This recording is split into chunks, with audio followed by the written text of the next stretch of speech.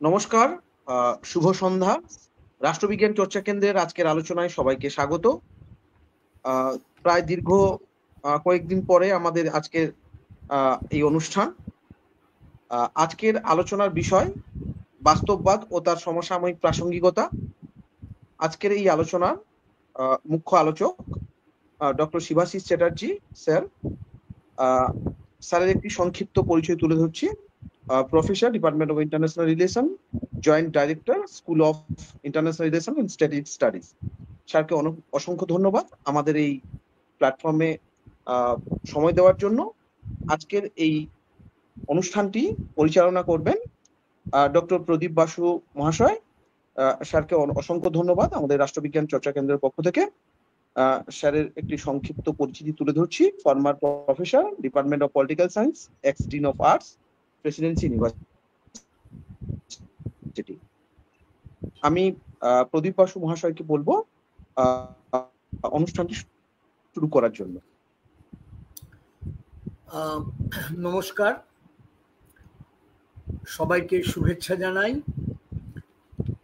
বিশেষ করে আমাদের আজকের মাননীয় অতিথি বক্তা প্রফেসর শিবাশিস চ্যাটার্জিকে স্বাগত জানাই। প্রত্যেকবারের মতো এবারেও আমি খুব সংক্ষেপে একটু বলে নিই। রাষ্ট্রবিজ্ঞান চর্চা কেন্দ্র হলো একটি একাডেমিক প্ল্যাটফর্ম এবং এর সাথে প্রায় 10,000-এর ওপর সদস্য যুক্ত আছেন। সেটা মূলত পশ্চিমবঙ্গ, কলকাতা, পুরুলিয়া, দিনাজপুর, বাঁকুড়া ইত্যাদি, হুগলি, নদিয়া, বিভিন্ন জেলা থেকে। তাছাড়া কলকাতার বাইরে অন্যান্য প্রদেশেও আছেন কিছু, এবং কিছু ভারতের বাইরেও আছেন। তো আমাদের এখানে এটা চালু করেছেন অ্যাডভোকেট প্রকাশ চক্রবর্তী, আর তার সঙ্গে আছেন অধ্যাপক সমীরণ দাস এবং আরো অনেকে।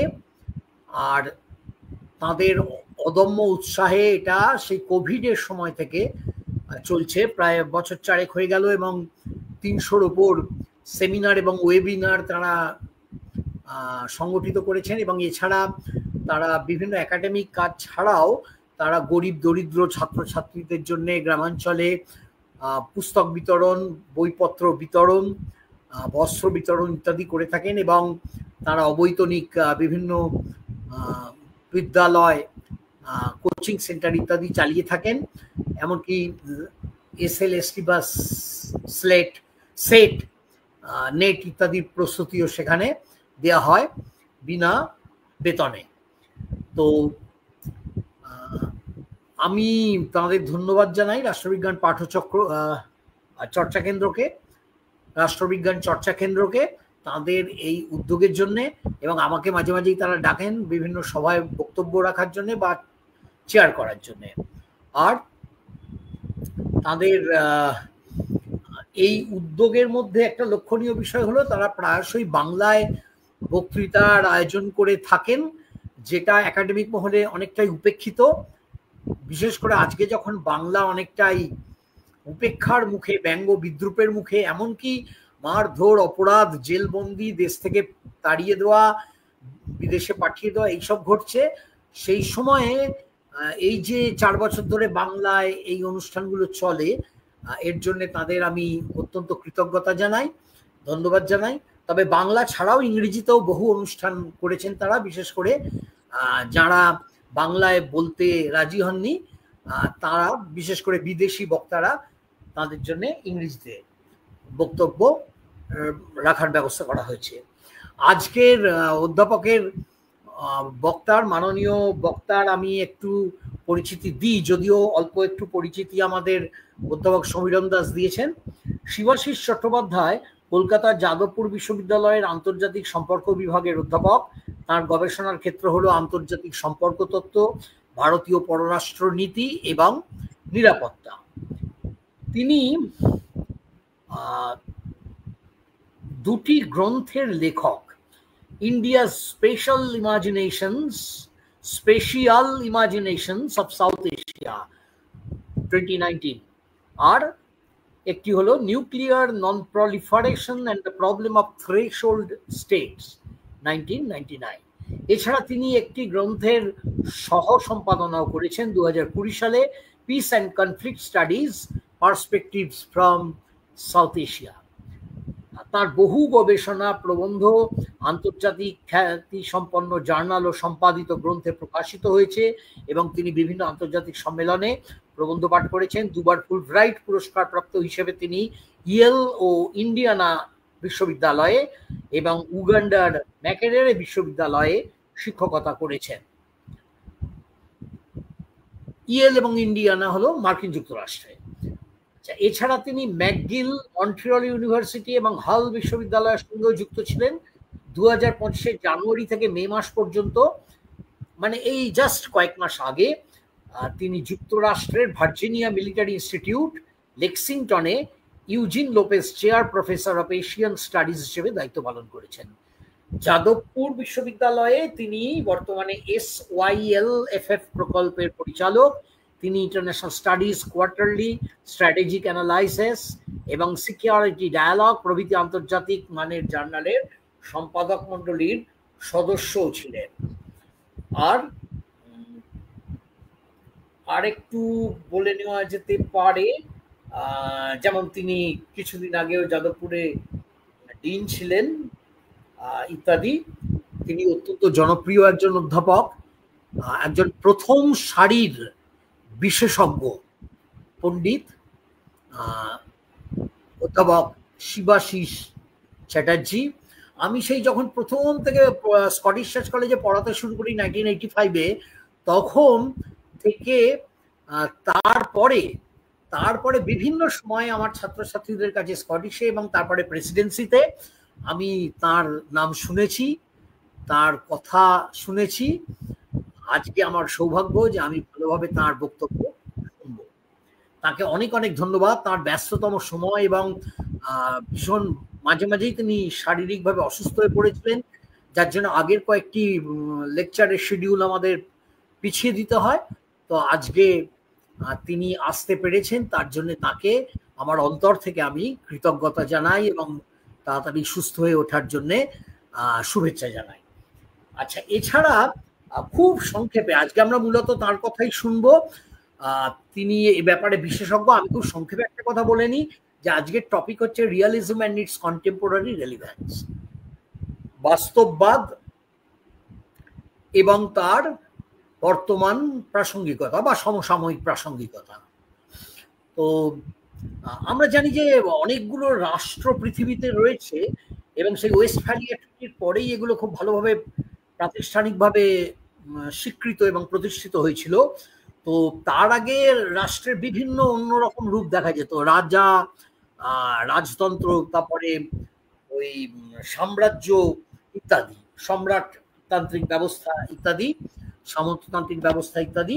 তবে আধুনিক কালে এই আধুনিক রাষ্ট্রগুলো এসছে এবং এখানে আমরা দেখতে পাচ্ছি এই নিয়ে অনেক ঔৎসুক্য কৌতূহল বরাবরই রয়েছে। এই রাষ্ট্র কি, রাষ্ট্রের চরিত্র কি? তবে এটা নিয়ে এখানে আমরা আলোচনা করছি না। পলিটিক্যাল সায়েন্সে সেটা নিয়ে বিস্তর আলোচনা হয়েছে। আজকে যেটা আমরা করছি সেটা অনেকটাই আন্তর্জাতিক সম্পর্কের ক্ষেত্রে ভীষণভাবে প্রাসঙ্গিক, যে এই রাষ্ট্রগুলোর পারস্পরিক সম্পর্ক নিয়ে যে আন্তর্জাতিক সমাজটা গড়ে উঠেছে, এই বিশ্ব রাজনীতির ক্ষেত্রে রাষ্ট্রগুলোর ঠিক কি নীতি নিয়ে চলে, কি কি আর্জ বা তাড়নার দ্বারা তারা পরিচালিত হয়, কি কি তাগিদ বা আকাঙ্ক্ষার দ্বারা তারা পরিচালিত হয়, এগুলো নিয়ে অনেকে অনেকভাবে বলেছেন। কেউ বলেছেন যে এখানে লিবারালিজম যেমন বলে মতাদর, এই কোঅপারেশনটা গুরুত্বপূর্ণ, মরাল ভ্যালুসগুলো গুরুত্বপূর্ণ, কনস্ট্রাকটিভিজম আবার সামাজিক যে প্রসেসগুলো তার প্রভাবটাকে গুরুত্ব দিয়েছে ইত্যাদি। আইডিয়ালিস্ট থিওরি, তারাও আদর্শ বা নীতি মানের ওপর গুরুত্ব দিয়েছে। মানে এই সোভিয়েত ইউনিয়ন, এই রাষ্ট্রটি মার্ক্সবাদী মতাদর্শের দ্বারা চালিত হতো এবং সেই সব মূল্যবোধের দ্বারা, এরকম একটা ভাবনা ছিল। আবার আজকের ভারত রাষ্ট্র যেমন হিন্দুত্ববাদী মতাদর্শের দ্বারা চালিত হচ্ছে। আবার আমাদের পাশেই ইসলামিক পাকিস্তান, বাংলাদেশ, আফগানিস্তান, এরকম অনেক দেশ আছে যেখানে ভীষণভাবে ধর্মীয় শক্তি বিদেশ নীতিকে চালনা করছে, কূটনীতিকে চালনা করছে ইত্যাদি, এইভাবে ব্যাখ্যা করা হয়েছিল। কিন্তু এই যে রিয়ালিস্ট থিওরি, বাস্তববাদী তত্ত্ব, রিয়ালিস্ট থিওরি সেই থুসিডাইডিস বা থুকিডাইডিস থেকে শুরু করে ধরুন ওই 15 শতাব্দী 16 শতাব্দী, তখন মানে প্রথম আমরা পাচ্ছি নিকোলো ম্যাকিয়াভেলি, তারপরে হবস, এরকম বিভিন্ন চিন্তাবিদ, তারা এই বাস্তববাদী তত্ত্ব সম্পর্কে অনেক ইঙ্গিত দিয়ে গেছেন। এবং হান্স যে মর্গেনথাউ এটা এই 20 শতকে একটা বিস্তারিতভাবে বই লেখেন। আরো অনেক রচনায় তার আছে, আমরা ছাত্রাবস্থায় পড়েছি মর্গেনথাউয়ের পলিটিক্স অ্যামং নেশনস। তাছাড়াও আরো কয়েকজন আছেন যারা মর্গেনথাউয়ের অনুসারী, আবার নিও রিয়ালিজমও আছে, সেসব পৃথক আলোচনার বিষয়। রিয়ালিজমের মূল কথাটা হলো কয়েকটা বিষয় বলা যায়, যেমন আধুনিক আন্তর্জাতিক সমাজে রাষ্ট্র মানে জাতীয় রাষ্ট্র, নেশন স্টেট হচ্ছে কেন্দ্রীয় কারক বা অ্যাক্টর, আর তাদের মাথার উপরে কোনো আন্তর্জাতিক কর্তৃত্ব নেই, কেমন কোনো সেন্ট্রাল ইন্টারন্যাশনাল অথরিটি নেই। হ্যাঁ, লিগ অফ নেশনস ছিল, আবার ইউএনও আছে, কিন্তু এগুলো ঠিক ওই ধরনের তাদের বাইন্ডিং পাওয়ার কিছু নেই। যদিও সিকিউরিটি কাউন্সিল মাঝে মাঝে ফোঁস করে, কিন্তু সেরকম কিছু আমরা দেখতে পাই না। আর তৃতীয়ত হচ্ছে যে এই রাষ্ট্রগুলো নিজেদের ইন্টারেস্ট, সেলফ ইন্টারেস্ট বা ন্যাশনাল ইন্টারেস্টের দ্বারা চালিত হয়। চতুর্থত বলা যায় যে তারা সিকিউরিটিটাই তাদের কাছে সবচেয়ে বেশি গুরুত্বপূর্ণ, এই জন্যই তারা চালিত হয়। এবং পঞ্চমত পাওয়ার, ক্ষমতা। এই ক্ষমতা কেন্দ্রিকতা হচ্ছে রিয়ালিস্ট থিওরির একটা খুব গুরুত্বপূর্ণ বৈশিষ্ট্য। তো মানে ক্ষমতাকে বাড়ানো, ম্যাক্সিমাইজেশন অফ পাওয়ার, এইটার উপরে খুব গুরুত্ব দেয় প্রত্যেকটা নেশন স্টেট। তো ফলে মোটেই কোঅপারেশন বা আদর্শ নৈতিকতা এইসব যে খুব একটা বিবেচনার মধ্যে আনা হয়, সেরকম তো রিয়ালিস্ট থিওরি বলবে না। যেমন ধরুন এখন এই যে ট্রাম্পের হুঙ্কার, হ্যাঁ, তারপরে এই ইউক্রেন আর রাশিয়ার যুদ্ধ, তারপরে এই আরব ইসরায়েল দ্বন্দ্ব, বিশেষ করে প্যালেস্টাইনের গাজায় যে বিভৎস গণহত্যাগুলো ঘটে চলেছে, হাজার হাজার শিশু মারা যাচ্ছে, তাদের ঘিরে ফেলে তারা খাদ্য সংগ্রহ করতে যাচ্ছে, তখন তাদের বোমা মেরে বা গুলি করে মেরে ফেলা হচ্ছে। এই সমস্ত ক্ষেত্রগুলোয় আমরা তো দেখছি যে এখানে কোনো নৈতিকতা আদর্শের বালাই নেই, যে যা পারে করছে। এছাড়া স্থানীয় বিভিন্ন যুদ্ধগুলো আছে, ভারত পাকিস্তান যুদ্ধ, অলিখিত যুদ্ধ মাঝে মাঝে হচ্ছে, আর ইত্যাদি। এইরকম একটা পরিস্থিতিতে রাষ্ট্রগুলো তাহলে সত্যি ক্ষমতার দ্বারা, একমাত্র ক্ষমতার বিবেচনার দ্বারাই চালিত? এই সমস্ত প্রশ্নগুলো এখন উঠছে, এবং আমরা আমাদের শ্রদ্ধেয় বিশেষজ্ঞ পণ্ডিত অধ্যাপক শিবাশিস চ্যাটার্জির কাছে এগুলোর অনেক আলোচনা শুনবো, বুঝবো। কারণ এই বর্তমান প্রাসঙ্গিকতাটা, এই ব্যাপারে তো খুব বেশি লেখাপত্র পাওয়া যায় না, তো তার বিশ্লেষণ থেকে আমরা অনেকটা জানতে পারবো। তার একটা চমৎকার বাংলা প্রবন্ধ আমি আনন্দবাজারে কিছুদিন আগে পড়েছিলাম, এবং বহু জনকে, কয়েক হাজার মানুষকে আমি সেটা শেয়ার করেছিলাম হোয়াটসঅ্যাপে, ওই লেখাটি। তো চমৎকার বিশ্লেষণ ছিল মার্কিন যুক্তরাষ্ট্রের রাজনীতি এবং বিদেশ নীতি সম্পর্কে। তো আমি অনেকখানি বলে ফেললাম, আমি অধ্যাপক চ্যাটার্জিকে অনুরোধ করছি শুরু করার জন্য। ধন্যবাদ প্রদীপ বাবু। আমি আশা করি সবাই আপনারা শুনতে পাচ্ছেন। তো প্রথমেই প্রদীপবাবুকে আমি তিনটে বিষয়ে ধন্যবাদ দেব। প্রথম যেটা, সেটা হচ্ছে যে উনি একটা বিশদভাবে আমাকে পরিচিতি করিয়েছেন আপনাদের সাথে। সেইটা তার জন্য একটা ধন্যবাদ। কারণ সেটা না হলেও হতো, কিন্তু অনেক সময় এটা আমাদের রীতির মধ্যে পড়ে যে যিনি বলছেন তার সম্বন্ধে একটা পরিচিতি করিয়ে দেওয়া। দ্বিতীয় যেটা, সেটা হচ্ছে যে উনি একটা স্মৃতিচারণা করেছেন। আমি প্রদীপবাবুকে ব্যক্তিগতভাবে বহুদিন চিনি, সুতরাং সেই স্মৃতিচারণের যে মাধুর্য, সেই স্মৃতিচারণের মাধুর্যটার আকর্ষণ, সেটা আমার কাছে সমানভাবে যেটাকে বলবো কাঙ্ক্ষিত।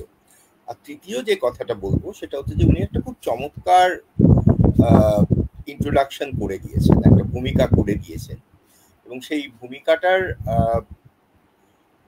আধারে যদি আলোচনাটা করা যেত সেটা হয়তো ভালো হতো। কিন্তু যেটা সাধারণত হয়ে থাকে, আমরা যখন একটা কোনো কিছু নিয়ে আলোচনা করি, আমাদের একটা ধাঁচা থাকে, সেই ধাঁচাটা ধরেই আমরা সাধারণত আলোচনা করি আর কি। তো আমিও সেই ধাঁচাটার বাইরে খুব একটা যাব না, কিন্তু যেভাবে বলবো তার আগে আরেকটা কথা বলা দরকার। সেটা হচ্ছে, সেটাও প্রদীপবাবু, আমি কৃতজ্ঞতা সহ সেটাকে স্বীকার করব, যে বেশ কয়েকবার এই মঞ্চে আলোচনার ক্ষেত্রে আমি কিছুটা কথা দিয়েও পিছিয়ে আসতে হয়েছে আমার শারীরিক কারণ। তো সেই শারীরিক অসুবিধার যে সম্পূর্ণভাবে তিরোহিত হয়েছে তা নয়, কিন্তু যাই হোক, এখন যেহেতু বিশ্ববিদ্যালয়ে ক্লাস নিচ্ছি, তো সুতরাং সেটাকে আরেকটু বর্ধিত করে আরেকটু সময় আলোচনার মধ্যে রাখতে পারলে আমার মনে হয় ভালোই হয়। কিন্তু তার আরেকটা দিক আছে, সেটা আমি প্রদীপবাবুর পারমিশন নিয়েই বলবো আর কি। সেটা হচ্ছে আমি একটু ধীরে বলবো, আমি খুব দ্রুত বলতে পারি, মানে বলবো না, আমি একটু ধীরে বলবো। আর দ্বিতীয় হচ্ছে যে সাধারণত আমি যতটা বলি তার থেকে একটু হয়তো কম বলবো, যাতে আমরা আলোচনা করতে পারি বেশি। সেই জন্য আমি আমার নিজের যে বক্তব্য সেটাকে খুব বেশি বিস্তৃত না করে আমি উপস্থাপনা করব। তো যে বিষয়টা আজকে আমরা ধরেছি, যে বাস্তববাদ এবং তার যে সমসাময়িক যৌক্তিকতা বা প্রাসঙ্গিকতা, তো এখানে দুটো বিষয় আছে। একটা হচ্ছে বাস্তববাদের একটা আলোচনা, এবং দ্বিতীয় হচ্ছে তার প্রাসঙ্গিকতার একটা আলোচনা। তো বাস্তববাদের আলোচনাটাও জরুরি, তার কারণ হচ্ছে যে আমরা কোনো কিছুর প্রাসঙ্গিকতা নিয়ে আলোচনা করতে গেলে কার প্রাসঙ্গিকতা, এই প্রশ্নটা তো প্রথমে চলে আসবে, যে কি নিয়ে আমরা আলোচনা করছি। তো প্রদীপবাবু একটা কথা, অনেকগুলো কথার মধ্যে একটা কথা বলেছেন, সেটা আমি আপনাদের মনে করিয়ে দেব। সেটা হচ্ছে যে মানে ওনার কথা ধরে, ওনার কথাগুলোকেই আমি ফিরিয়ে দেব না, ওনার কথা ধরে একটা কথা আপনাদের মনে করিয়ে দেব, যে তত্ত্বের একটা নির্দিষ্ট লক্ষ্য থাকে। যে কোনো তত্ত্বের একটা বিমূর্ততা থাকে, এবং এই যে বিমূর্ত তত্ত্ব, এই বিমূর্ত তত্ত্বের মূল যে লক্ষ্য উদ্দেশ্য, সেটা হচ্ছে যে আপাত সম্পর্কহীন যে সমস্ত ঘটনা আমাদের চোখের সামনে ঘটছে, পৃথিবীতে প্রত্যেকদিন ঘটছে, সেটার মধ্যে থেকে কোনো একটা অর্থ খুঁজে বার করে আনা, অর্থাৎ একটা কোনো ব্যাখ্যা। সেটাই আমার মনে হয় যে সমাজবিজ্ঞানের ক্ষেত্রে তত্ত্বের মূল কাজ, সেটাই হচ্ছে তত্ত্বের মূল ভূমিকা। তো অর্থাৎ একই রিয়েলিটি, একই বাস্তব, সেটাকে বিভিন্ন তাত্ত্বিক আঙ্গিকে ব্যাখ্যা করা যায়। এই বাস্তব, যে বাস্তবের মধ্যে আমরা দাঁড়িয়ে আছি, বা ঐতিহাসিক বাস্তবিকতা, যে কোনো বাস্তবের দিকেই যদি আমরা দৃষ্টি দিই, তাহলে আমরা দেখবো যে বিভিন্ন তাত্ত্বিক অবস্থান থেকে আমরা কিন্তু সেই বাস্তবকে, সেই ঐতিহাসিকতাকে বিচার করতে পারি। এবং এইটাকে মাথায় রেখেই আর কি, এটা খুব আমার কাছে, নিজের কাছে, হ্যাঁ আমি ক্ষমা চেয়ে নিচ্ছি এরম মাঝখানে ইন্টারাপ্ট করার জন্য। ওই আপনার এইটা থেকে, মাইক্রোফোন থেকে না একটা ওই তারগুলো যদি নড়ে যেতে থাকে কানেকশনে, যেরকম একটা আওয়াজ হয় না, সেরকম একটা কন্টিনিউয়াস আওয়াজ আসছে। আচ্ছা, একটু দেখবেন আপনি তারটা ঠিক আছে কিনা। আচ্ছা, আমি এক মিনিট দেখি, মানে তারের তো কোনো সেভাবে দেখতে গেলে সংযোগ নেই।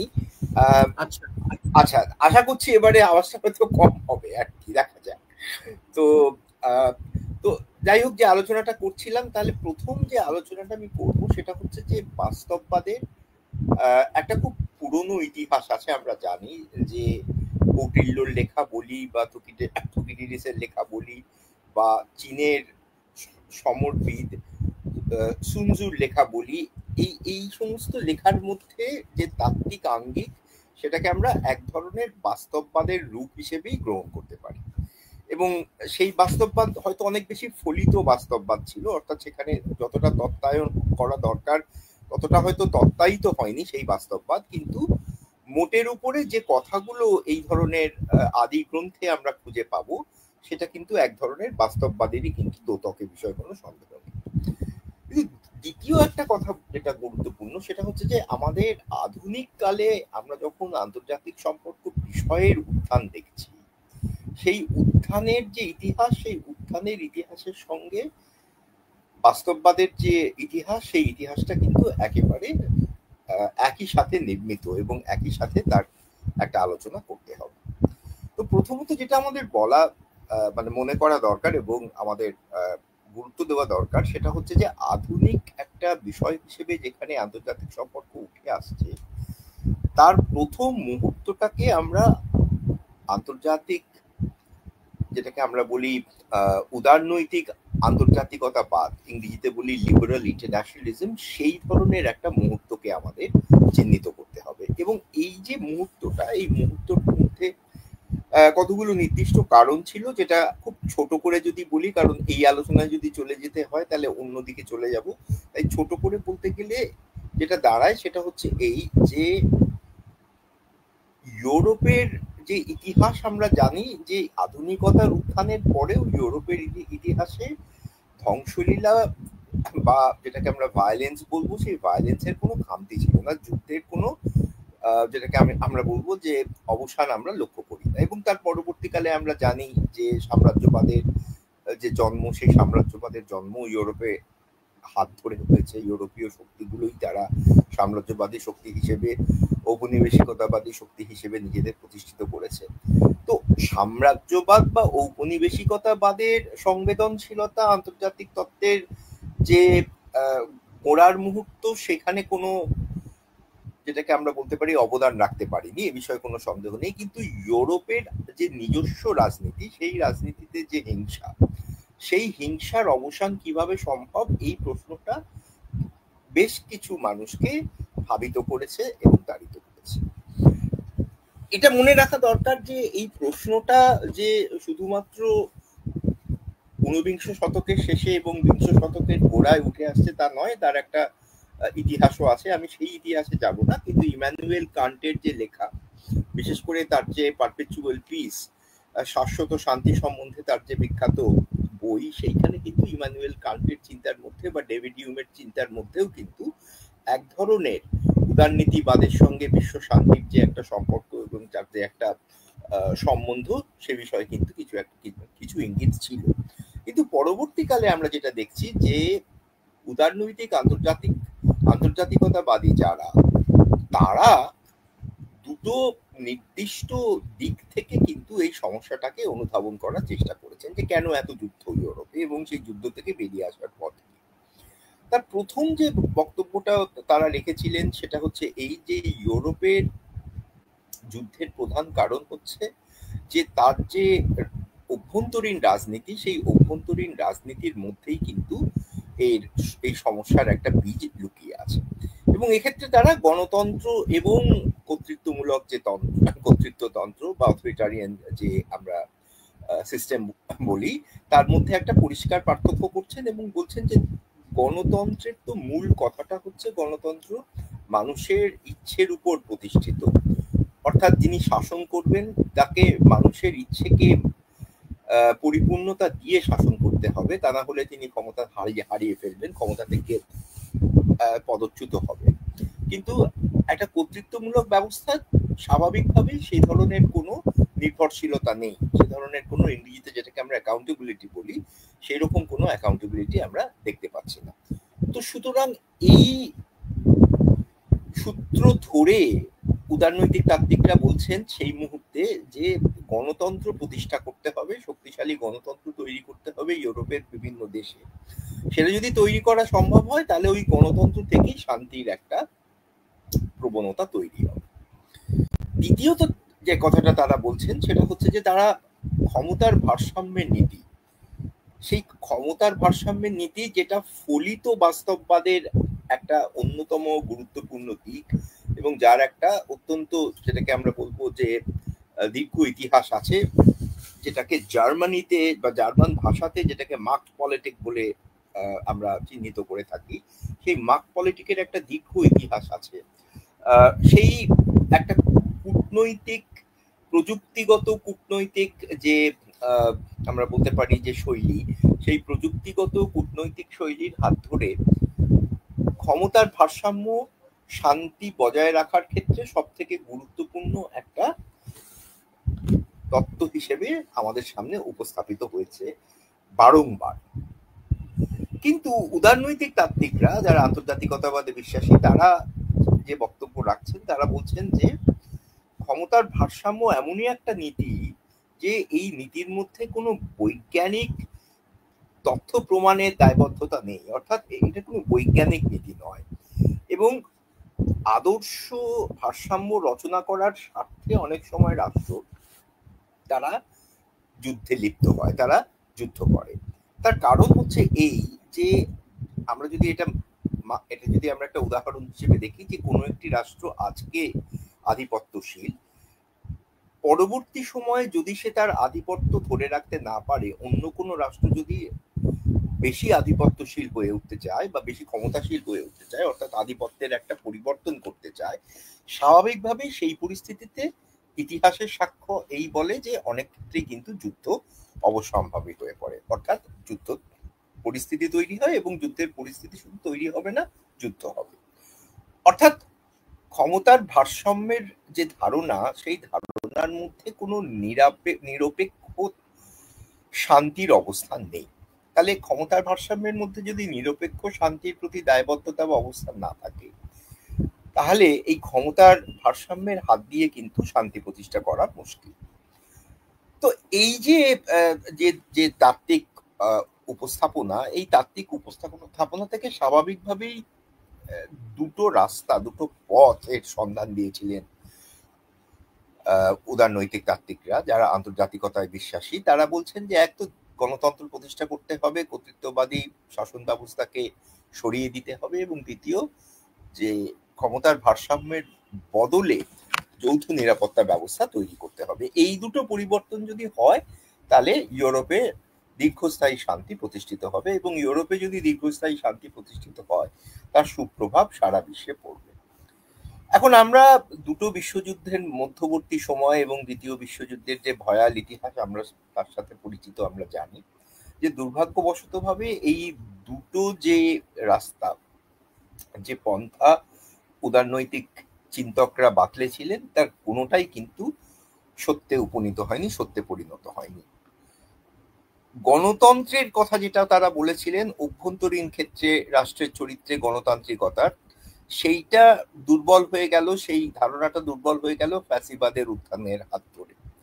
কারণ এটা আমাদের মনে রাখতে হবে যে ইটালিতেই হোক বা জার্মানিতে হোক, ফ্যাসিবাদ যখন ক্ষমতায় এসেছে, সে ক্ষমতায় এসেছে গণতান্ত্রিক ব্যবস্থার মধ্যে দিয়ে। ক্ষমতায় এসে সে গণতন্ত্রকে পরিহার করেছে, সেটা অন্য কথা, কিন্তু তার উত্থান হয়েছে গণতান্ত্রিকতার মধ্যে দিয়ে। এবং আমরা এটাও জানি যে ফ্যাসিজমকে সবসময় একটা পোস্ট ডেমোক্রেটিক ধারণা হিসেবে আমাদের দেখতে হবে, অর্থাৎ গণতন্ত্রের কিছু বিষয় বা কিছু ধারা ফ্যাসিস্টদের কিন্তু এক ধরনের, যাকে বলে তাদের এক ধরনের আকর্ষণ করে, যে বিরাট বিরাট যেটাকে আমরা বলতে পারি যে প্রসেশন বার করা, র্যালি করা, বক্তৃতা, এই ধরনের যে বিষয়গুলো, এই বিষয়গুলো কিন্তু ফ্যাসিবাদের সঙ্গে ওতপ্রোতভাবে জড়িত, আমরা জানি।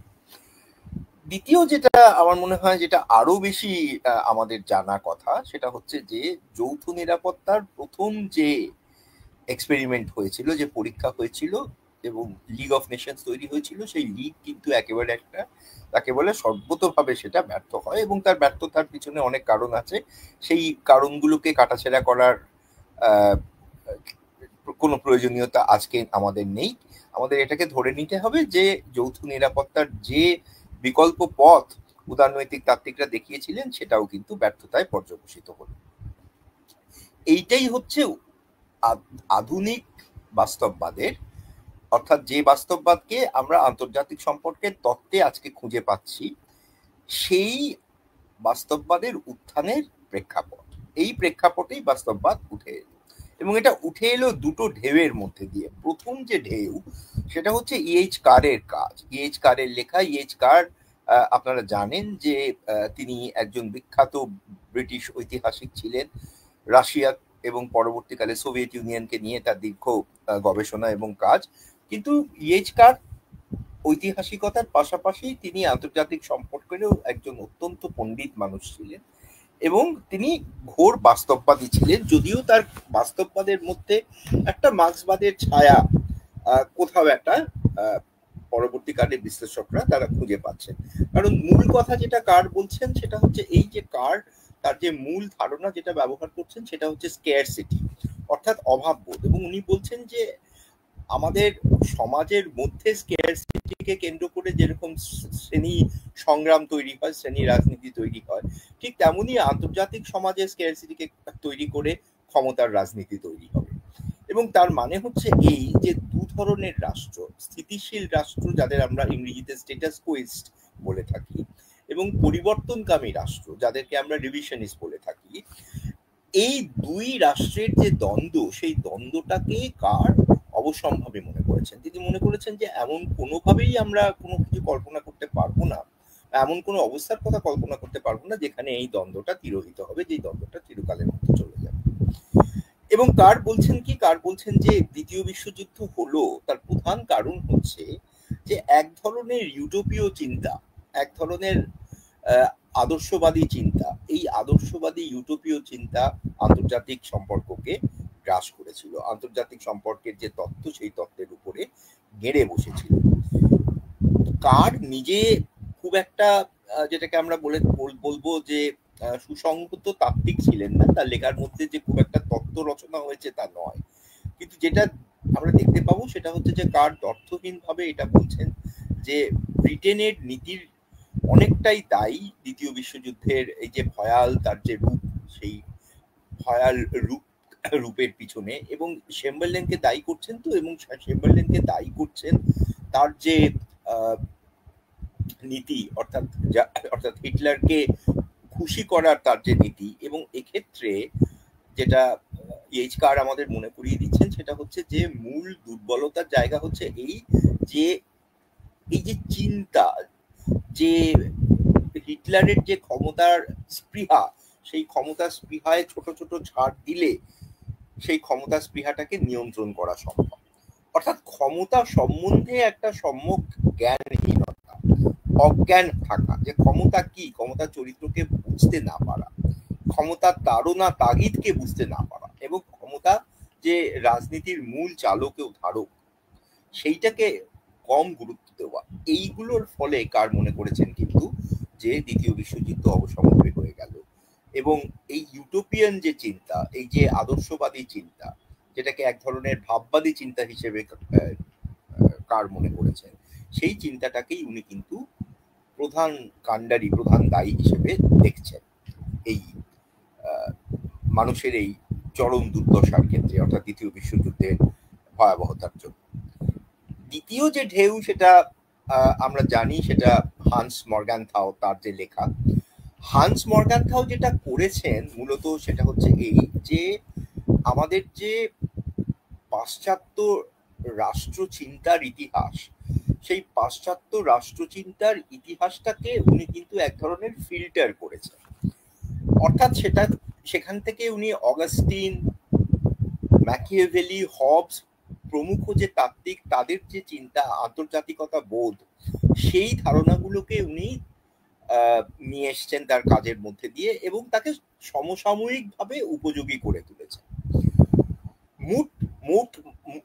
মূল কথা যেটা সেটা হচ্ছে এই যে অগাস্টিনের চিন্তাতে, স্বাভাবিকভাবেই অগাস্টিনের চিন্তায় আমরা জানি যে সেখানে স্বর্গের ঈশ্বরের মহিমা একদিকে, এবং মর্তের আমাদের যে নৈতিক দুর্বলতা, সেই নৈতিক দুর্বলতার যে চূড়ান্ত, যেটাকে আমরা ট্র্যাজেডি বলি ইংরেজিতে, সেই চূড়ান্ত ট্র্যাজেডি আরেকদিকে। এই যে দ্বৈততা, এই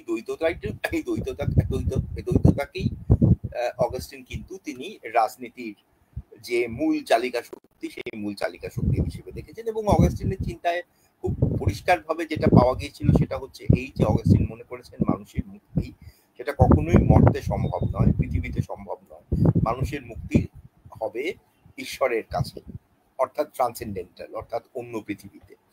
এই দিকটা স্বাভাবিকভাবেই বাস্তববাদকে আকর্ষণ করে না, কিন্তু বাস্তববাদকে যেটা আকর্ষণ করে সেটা হচ্ছে যে অগাস্টিন যেভাবে মানুষের চরিত্রকে চিহ্নিত করেছেন, যেভাবে মানুষের চরিত্রকে বর্ণনা দিয়েছেন, সেইটা খুব স্বাভাবিকভাবেই কিন্তু বাস্তববাদী তাত্ত্বিক যারা, বাস্তববাদী চিন্তক যারা, তাদেরকে কিন্তু আকর্ষণ করেছে। এবং পরবর্তীকালে ম্যাকিয়াভেলির লেখাতেই আমরা দেখি বা হবসের লেখাই আমরা পড়ি, সেখানে কিন্তু আমরা এর একটা খুব পরিষ্কার প্রমাণ পাবো। অবশ্য দুজনের দুদিক থেকে ধরছেন। ম্যাকিয়াভেলির মূল কথাটা যেটা, সেটা হচ্ছে এই ম্যাকিয়াভেলি বলছেন যে রাষ্ট্র পরিচালনা করার জন্য যে নীতিসমূহ দরকার আর ব্যক্তি মানুষের জীবন ধারণের জন্য যে নীতিসমূহ দরকার, সে দুটো কখনোই এক নয়। পাবলিক মোরালিটি এবং প্রাইভেট এথিক্স, এই দুটো কিন্তু কখনোই এক নয়, এই দুটোকে উনি পার্থক্য করছেন।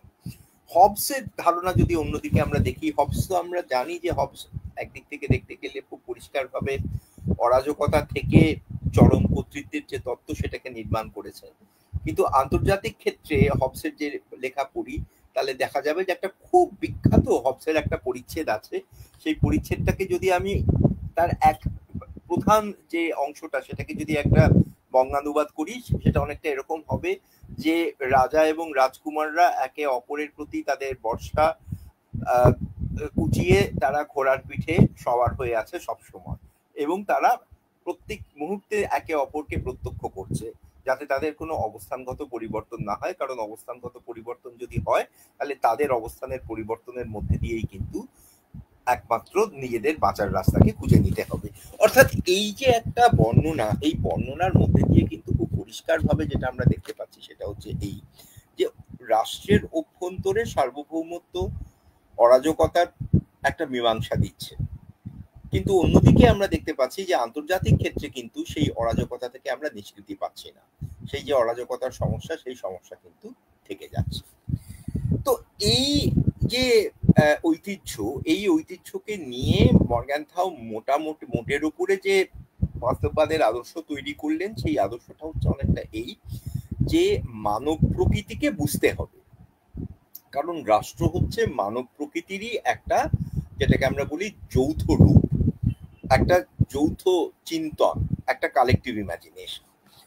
তো মানব প্রকৃতি কিরকম? মানব প্রকৃতি মর্গ্যানথাউ খুব পরিষ্কার বলছেন যে মানুষ তো স্বার্থপর, স্বার্থান্বেষী, মানুষ ক্ষমতা লোভী, এবং মানুষ একে অপরের প্রতি তাদের কোনো মায়া মমতা বা তাদের কোনো স্বাভাবিকভাবে দেখতে পেলে যে সহযোগিতার কোনো লক্ষণ নেই।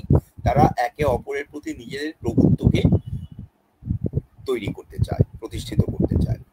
তো এই যে মানসিকতা, এই মানসিকতা থেকে স্বাভাবিকভাবে হিংসা তৈরি হয়, এবং এই হিংসা থেকে বাঁচার একমাত্র রাস্তা হচ্ছে সার্বভৌম কর্তৃত্ব তৈরি করা, যেটা অনিয়ন্ত্রিত হবে, সর্বশক্তিমান ক্ষমতা তৈরি করা।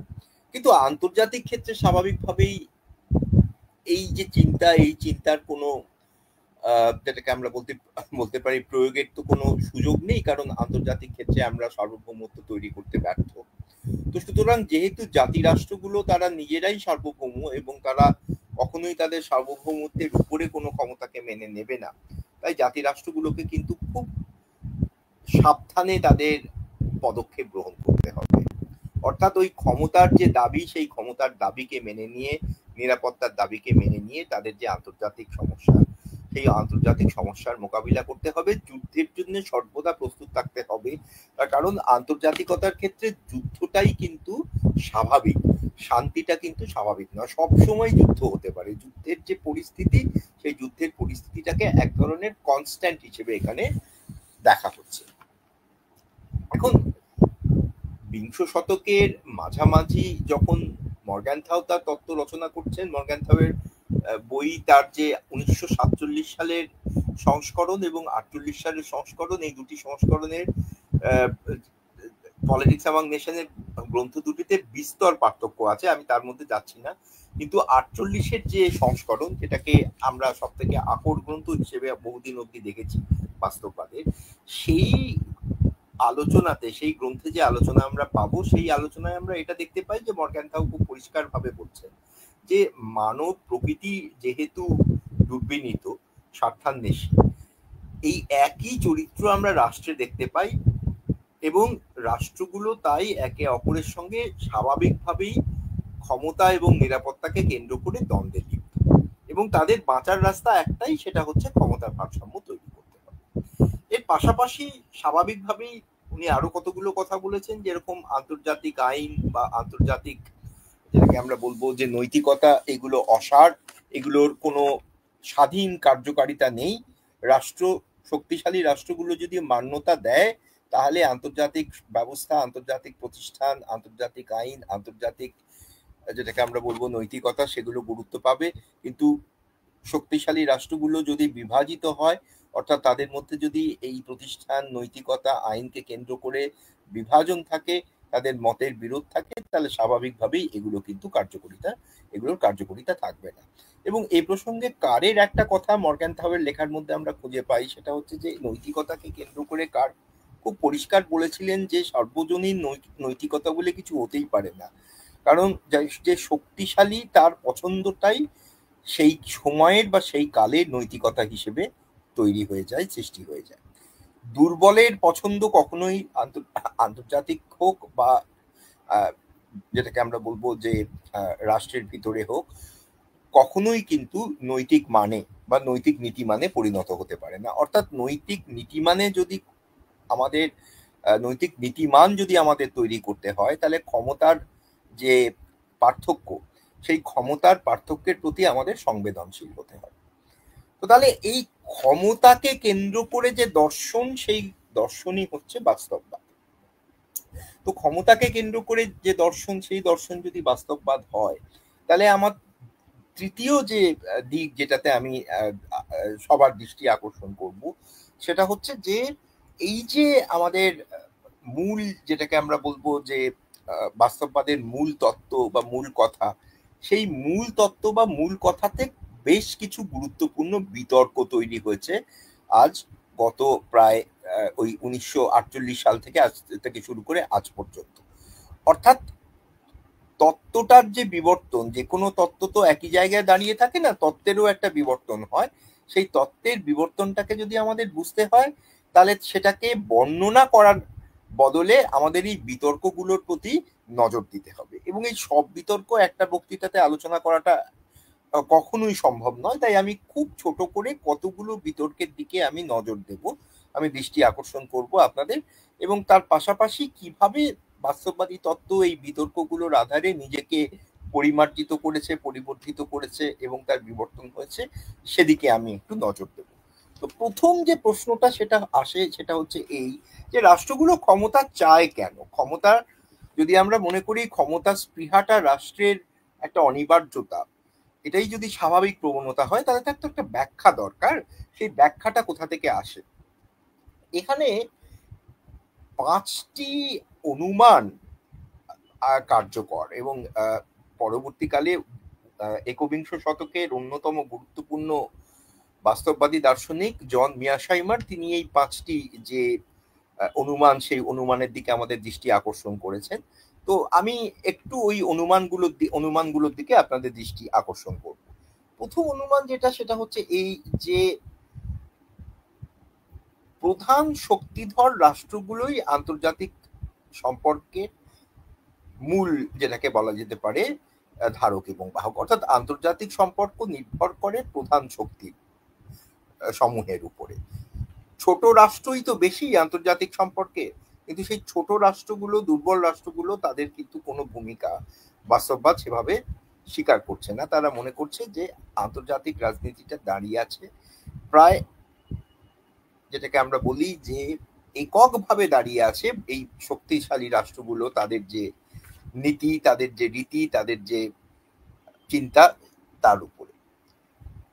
তো এই যে মহাশক্তিধর যে রাষ্ট্রগুলো, এই রাষ্ট্রগুলোর অবস্থান আমরা জানি একটা নৈরাজ্যে বা একটা অরাজকতায়, কিন্তু স্ট্রাকচারাল রিয়েলিস্ট যারা, অবয়ববাদী বাস্তববাদী যারা, তারা এই যে নৈরাজ্য, সেই নৈরাজ্য ধারণাটাকে হবসীয় অর্থে ব্যবহার করেননি, তারা রুসোর অর্থে ব্যবহার করেছিলেন। রুসোর লেখা যদি আমরা পড়ি তাহলে দেখবো সেখানে একটা রুসোর একটা বিখ্যাত প্যারাবল আছে, একটা গল্প আছে, সেখানে রুসো বলছেন যে একদল শিকারী, তারা বহুদিন কোনো শিকার করতে পারেনি, স্বাভাবিকভাবেই তারা অত্যন্ত অবসন্ন, তারা ক্ষুধার্ত।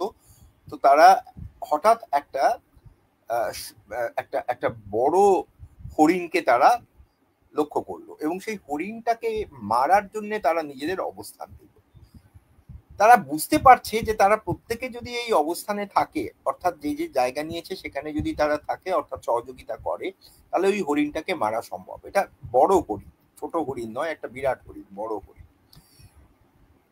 কিন্তু যদি কোনোভাবে কেউ অসতর্ক হয়ে পড়ে, তাহলে সেই অসতর্কতার সুযোগ নিয়ে কিন্তু সেই হরিণটা পালিয়ে যাবে, অর্থাৎ সেক্ষেত্রে কারোর ক্ষুধার পরিবৃত্তি হবে না। তো এই সময় রুসো বলছেন যে হঠাৎ একটা ছোট খরগোশ চলে আসছে এবং স্বাভাবিকভাবেই সেখানে যারা এই হরিণের পিছনে এতক্ষণ চিন্তা করছিল কিভাবে সহযোগিতার মধ্যে দিয়ে হরিণটাকে মারা সম্ভব হবে, ওই খরগোশটাকে দেখার সঙ্গে সঙ্গে তাদের চিন্তায় পরিবর্তন হয়ে গেল। কারণ স্বাভাবিকভাবেই রুসো মনে করছেন যে ওই খরগোশটাকে মারা বা খরগোশটাকে ধরে ফেলা তাদের পক্ষে অনেক সহজ, এবং তাই তাদের মনের মধ্যে এখন কিন্তু একটা দ্বন্দ্ব চলে এলো যে তারা কি ঝুঁকিপূর্ণ সহযোগিতার মধ্যে দিয়ে ওই বড় শিকারটাকে তারা অধিগ্রহণ করবে, ওই বড় শিকারের প্রতি তাদের যে দায়বদ্ধতা সেটাকে বজায় রাখবে, নাকি তারা সুযোগ সন্ধানী হবে, অর্থাৎ এই ছোট শিকারটা একজন নিয়ে সে পলায়ন করবে। তো এই যে দ্বন্দ্ব, রুসোর মত ছিল যে এই দ্বন্দ্বের কোনো খুব সহজ বেরিয়ে আসা, এই দ্বন্দ্ব থেকে বেরিয়ে আসার খুব সহজ রাস্তা নেই, এবং সলিউশন যেটা রুসো বলছেন, যে সমাধান যেটা রুসো বলছেন সেটা নেতিবাচক, অর্থাৎ একজন শিকারী ওই খরগোশটার প্রতি প্রলুব্ধ হবে এবং সে খরগোশটার পিছনে ধাওয়া করবে, খরগোশটাকে নিয়ে সে পালিয়ে যাবে, এবং সে যে জায়গাটাকে খালি করে দিল সেই জায়গাটা দিয়ে হরিণটা পালিয়ে যাবে, অর্থাৎ অন্য যে শিকারী ছিল তাদের ক্ষুধার নিবৃত্তির কোনো সম্ভাবনা থাকবে না। এইটাকে একটা রূপক হিসেবে স্বাভাবিকভাবে রুসো ব্যবহার করেছেন, এবং রুসো বলছেন যে আন্তর্জাতিক ক্ষেত্রটাও অনেকটা এরকম, অর্থাৎ আমি যদি সহযোগিতা করি, রাষ্ট্রগুলো যদি সহযোগিতা করে, কতদিন পর্যন্ত সেই সহযোগিতা টিকে থাকবে কেউ বলতে পারছে না, এবং 4টি রাষ্ট্রের মধ্যে 3টি রাষ্ট্র সহযোগিতা করছে, হঠাৎ করে যদি একটি রাষ্ট্র সহযোগিতা ভেঙে যায়, সহযোগিতার বিরুদ্ধে চলে যায়, সে যদি অসহযোগী হয়ে যায়, সেক্ষেত্রে কিন্তু এই পুরো যে পরিশ্রম, সেই পরিশ্রমটা কিন্তু ব্যর্থ হয়ে যাবে এবং এখান থেকে নানা ধরনের বিপদ তৈরি হবে।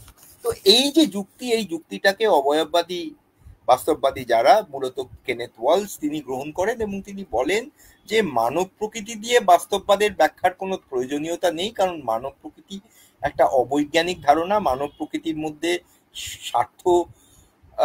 স্বার্থের তাগিদ বেশি আছে না সহযোগিতার তাগিদ বেশি আছে, এটা বৈজ্ঞানিকভাবে প্রমাণ করা কখনোই সম্ভব নয়। তাই মানব প্রকৃতিটাকে আমাদের বাদ দিতে হবে, পরিত্যাগ করতে হবে, তার বদলে বাস্তববাদের যে, যেটাকে আমরা বলবো যে অবিসম্ভবতা, অর্থাৎ বাস্তববাদের যে অমোঘ আকর্ষণ, সেটাকে আমাদের প্রতিষ্ঠিত করতে হবে নৈরাজ্যের যে যুক্তি, সেই নৈরাজ্যের যুক্তির উপর। এবং নৈরাজ্যের যুক্তিটা স্বাভাবিকভাবে এটাই বলে যে যেহেতু রাষ্ট্রগুলোর মাথায় কোনো কর্তৃত্ব নেই, স্বাভাবিকভাবেই রাষ্ট্রগুলো তারা অন্য কোনো উচ্চতর, যেটাকে আমরা বলি কর্তৃপক্ষ বা উচ্চতর কর্তৃত্বের আদেশে তারা কিন্তু পরিচালিত হয় না। স্বাভাবিকভাবেই যদি রাষ্ট্রগুলোর নিজেদের সম্পর্কে কোনো রকম কোনো বাধা বিপত্তি তৈরি হয়, যুদ্ধের মতো পরিস্থিতি যদি তৈরি হয়, তাহলে রাষ্ট্রের নিরাপত্তার দায়িত্ব তার নিজের কাঁধেই বহন করতে হবে। এইটাই আন্তর্জাতিক সম্পর্কের শুরু এবং শেষ কথা। যেহেতু কোনো, যেটাকে আমরা বলবো যে সেলফ রেগুলেটরি অথরিটি নেই, অর্থাৎ আত্মনিয়ন্ত্রক কোনো কর্তৃত্ব যেহেতু আন্তর্জাতিক ব্যবস্থার মধ্যে নেই, স্বাভাবিকভাবেই সমস্ত রাষ্ট্রকে তাদের দায়িত্ব, নিরাপত্তার দায়িত্ব নিজেকেই বহন করতে হবে। তার জন্য যে খরচ সেটা তাকে নিজেকেই বহন করতে হবে। এবং বাস্তববাদীরা বলছেন যে দুটো ভাবে রাষ্ট্র কিন্তু এই নিরাপত্তা তৈরি করতে পারে। এক, তারা কি করতে পারে, তারা নিরাপত্তার দায়িত্বটা নিজেই বহন করতে পারে। বড় রাষ্ট্র যেগুলো, যে রাষ্ট্রের হাতে ভালো পরিমাণে সম্পদ রয়েছে, স্বাভাবিকভাবেই সেই ধরনের রাষ্ট্র তারা এই এক, যেটাকে বলা যেতে পারে যে এই অভ্যন্তরীণ সম্পদের সঞ্চালনের মধ্যে দিয়ে তারা কিন্তু তাদের যে নিরাপত্তার প্রকরণ, সেই নিরাপত্তার প্রকরণের ব্যবস্থা করতে পারে। অন্যদিকে যদি আমরা দেখি যে অপেক্ষাকৃত দুর্বল রাষ্ট্র যেগুলো বা ছোট রাষ্ট্র, তারা জোটের মধ্যে দিয়ে তারা সেই নিরাপত্তা খুঁজে পাবে। অর্থাৎ ধ্রুপদী বাস্তববাদ যা বলেছে, অবয়ববাদী বাস্তববাদ অন্য রাস্তায় একই কথায় বা একই কনক্লুশনে আসছে। সেটা হচ্ছে এই যে আন্তর্জাতিক সম্পর্ককে বেঁধে রাখে বা ধরে রাখে ক্ষমতার ভারসাম্য, ক্ষমতার ভারসাম্যের বাইরে কিছু নেই। এটা হচ্ছে প্রথম অনুমান। দ্বিতীয় অনুমান কি? দ্বিতীয় অনুমান হচ্ছে যে প্রতিটি রাষ্ট্রেরই অন্যের কিছু ক্ষতি করার ক্ষমতা আছে। তার মানে কি, আমার পড়শির হাতে কিছু ক্ষমতা রয়েছে যে ক্ষমতা ব্যবহার করে সে আমার ক্ষতি করতে পারে, এবং আমার হাতেও সেরকম ক্ষমতা রয়েছে। তৃতীয় অনুমান কি? তৃতীয় অনুমানটা হচ্ছে এরকম যে রাষ্ট্রগুলো একে অপরের মনোভাব কখনোই জানতে পারে না, সুনিশ্চিত হতে পারে না। অর্থাৎ রাষ্ট্রগুলো এক ধরনের অনুমান করতে পারে, কিন্তু তাদের অনুমানটা নির্ভুল কিনা, তারা সঠিক অনুমান করছে কিনা সেটা কখনোই জানা সম্ভব না। অর্থাৎ একটি পড়োশী রাষ্ট্র সে যদি আমার প্রতি মিত্রতা দেখায়, সেই মিত্রতার পিছনে কোনো অভিসন্ধি লুকিয়ে আছে কিনা এটা সঠিকভাবে বোঝা বা সঠিকভাবে জানা আমার পক্ষে সম্ভব নয়। অর্থাৎ এই যে মনোভাবকে কেন্দ্র করে অস্বচ্ছতা, এই মনোভাবকে কেন্দ্র করে অস্বচ্ছতা স্বাভাবিকভাবেই রাষ্ট্রগুলোকে রক্ষণশীল করে তোলে। চতুর্থত যেটা আমাদের মাথায় রাখতে হবে যে রাষ্ট্রগুলোর প্রধান লক্ষ্য হচ্ছে তাদের নিজেদের নিরাপত্তাকে সুনিশ্চিত করা, অর্থাৎ তাদের বেঁচে থাকা, তাদের টিকে থাকা। এটাই হচ্ছে তাদের সব থেকে বড়, যেটাকে আমরা বলবো লক্ষ্য। এবং সেই বেঁচে থাকতে গেলে বা টিকে থাকতে গেলে যা করণীয়, রাষ্ট্রগুলো সাধারণত সেগুলো করে থাকে। আর পঞ্চমত যেটা আমাদের মাথায় রাখতে হবে সেটা হচ্ছে যে রাষ্ট্রগুলো কেমন। রাষ্ট্র হচ্ছে যুক্তির একক, যেটাকে আমরা রেশনাল অ্যাক্টর বলে থাকি। তো তাহলে রাষ্ট্র যদি যুক্তি নির্মিত একক হয়, অর্থাৎ যুক্তিবাদী যদি রাষ্ট্র হয়, তাহলে স্বাভাবিকভাবেই রাষ্ট্রের মধ্যে কিন্তু এক ধরনের গাণিতিক ক্ষমতা আমরা লক্ষ্য করব। সিদ্ধান্ত গ্রহণের ক্ষেত্রে রাষ্ট্রগুলো তাদের নিজস্ব স্বার্থ, সেই নিজস্ব স্বার্থকেই সব থেকে বেশি গুরুত্বপূর্ণ মনে করবে। এবং লক্ষ্যটা যদি তার নিরাপত্তা হয়, লক্ষ্যটা যদি তার সার্ভাইভাল হয়, তার টিকে থাকা হয়, তাহলে তার জন্য যা করণীয়, যে ধরনের পদক্ষেপ তাকে গ্রহণ করতে হবে, যুক্তির মধ্যে দিয়ে রাষ্ট্রগুলো কিন্তু সেই পদক্ষেপ গ্রহণ করতে চাইবে। বাস্তববাদীরা মনে করছেন যে কোনো একটি অনুমান এককভাবে রাষ্ট্রগুলোকে ক্ষমতা বা নিরাপত্তার প্রতি উৎসাহিত করে না। কিন্তু অনুমানগুলো তো এককভাবে কার্যকরী নয়, অনুমানগুলো কিন্তু সংশ্লিষ্টভাবে কার্যকরী। অর্থাৎ সমস্ত অনুমানগুলো, তাদের মধ্যে একটা মিথস্ক্রিয়া আছে, এবং সেই অনুমানগুলোর মিথস্ক্রিয়ার ফলে যেটা আমরা লক্ষ্য করি সেটা হচ্ছে যে স্বাভাবিকভাবেই রাষ্ট্রগুলো তারা কিন্তু একে অপরের প্রতি যে বিশ্বাস, একে অপরের প্রতি তাদের যে নির্ভরশীলতা বা বিশ্বাস, সেইগুলো কিন্তু দুর্বল হয়ে যায়। এবং প্রত্যেক রাষ্ট্রই কিন্তু তার যে নিরাপত্তা, সেই নিরাপত্তা এবং তার যে শক্তি বা ক্ষমতা, সেই ক্ষমতা এবং শক্তির দাবিকে প্রাধান্য দিয়ে থাকে। তো এটা হচ্ছে প্রথম বিতর্ক, অর্থাৎ রাষ্ট্র কেন ক্ষমতা, যেটাকে বলা যেতে পারে রাষ্ট্র কেন ক্ষমতা চাইবে, এই প্রশ্ন, এটা হয়তো বিতর্ক নয়, এই প্রশ্নের মীমাংসায়, এই প্রশ্নের উত্তরে বাস্তববাদীরা মোটের উপরে এই ধরনের একটা ব্যাখ্যা দিয়েছে। দ্বিতীয় যে প্রশ্নটা, এটা বিতর্ক, সেটা হচ্ছে যে ক্ষমতা যদি রাষ্ট্রের লক্ষ্য হয়, তাহলে এটা আমাদের নির্ধারিত করতে হবে যে কতটা ক্ষমতা রাষ্ট্রের পক্ষে জরুরি। এখন এক্ষেত্রে কিন্তু একটা খুব পরিষ্কার আমরা বিভাজন দেখতে পারি, বিতর্ক দেখতে পারি, এবং সেই বিতর্ক বা বিভাজন দু ধরনের বাস্তববাদী তাত্ত্বিকদের মধ্যে।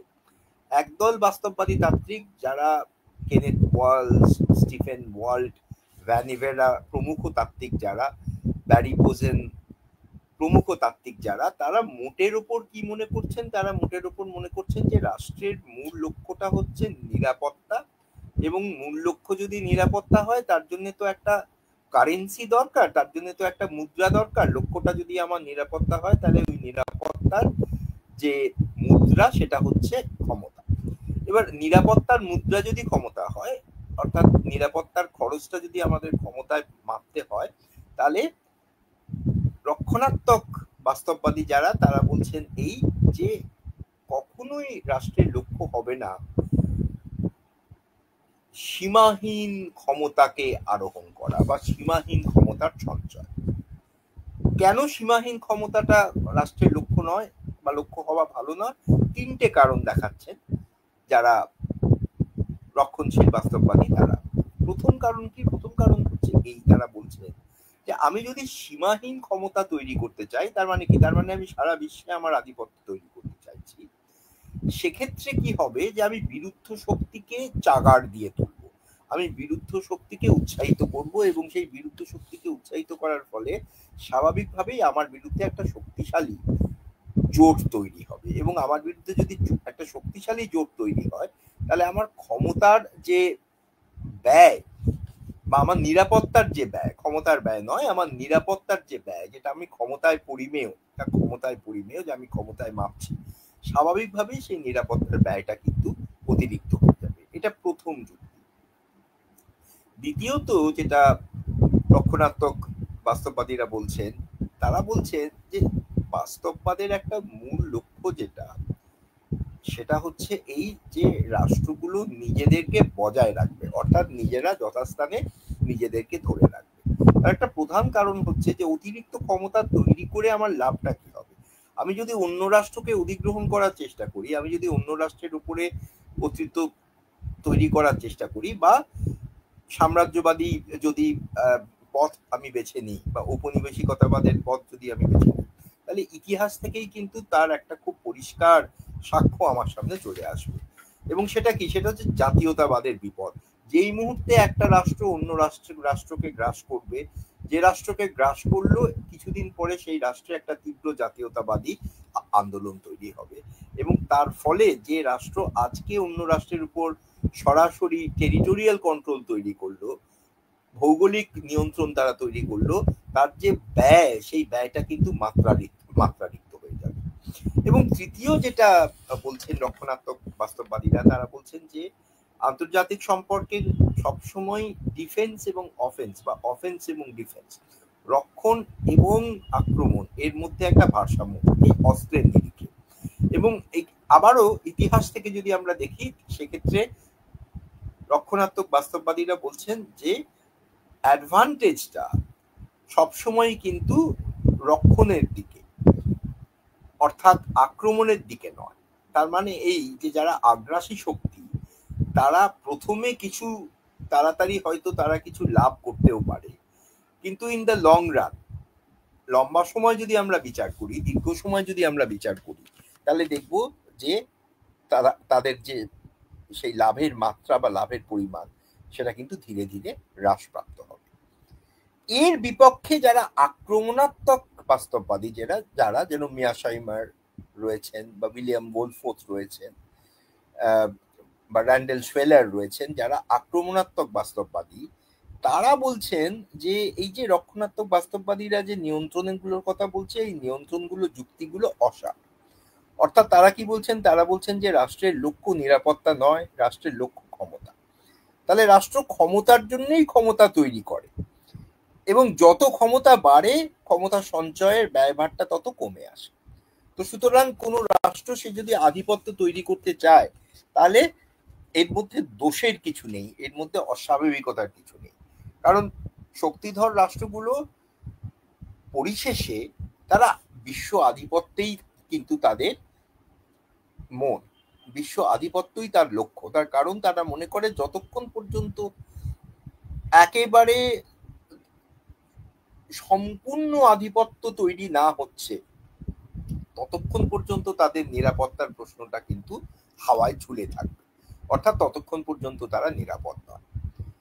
দ্বিতীয় কথা যেটা আক্রমণাত্মক বাস্তববাদীরা বলছেন বা আগ্রাসী বাস্তববাদীরা বলছেন, যে তারা বলছেন যে ইতিহাসের সাক্ষ্যটা খুব জটিল, কখন যে রক্ষণাত্মক অস্ত্রশস্ত্রের দিকে ভারসাম্যটা ঝুঁকে যায় আর কখন আক্রমণাত্মক অস্ত্রের দিকে ভারসাম্য ঝুঁকে যায় এটা কখনোই আমরা নিশ্চিতভাবে বলতে পারি না।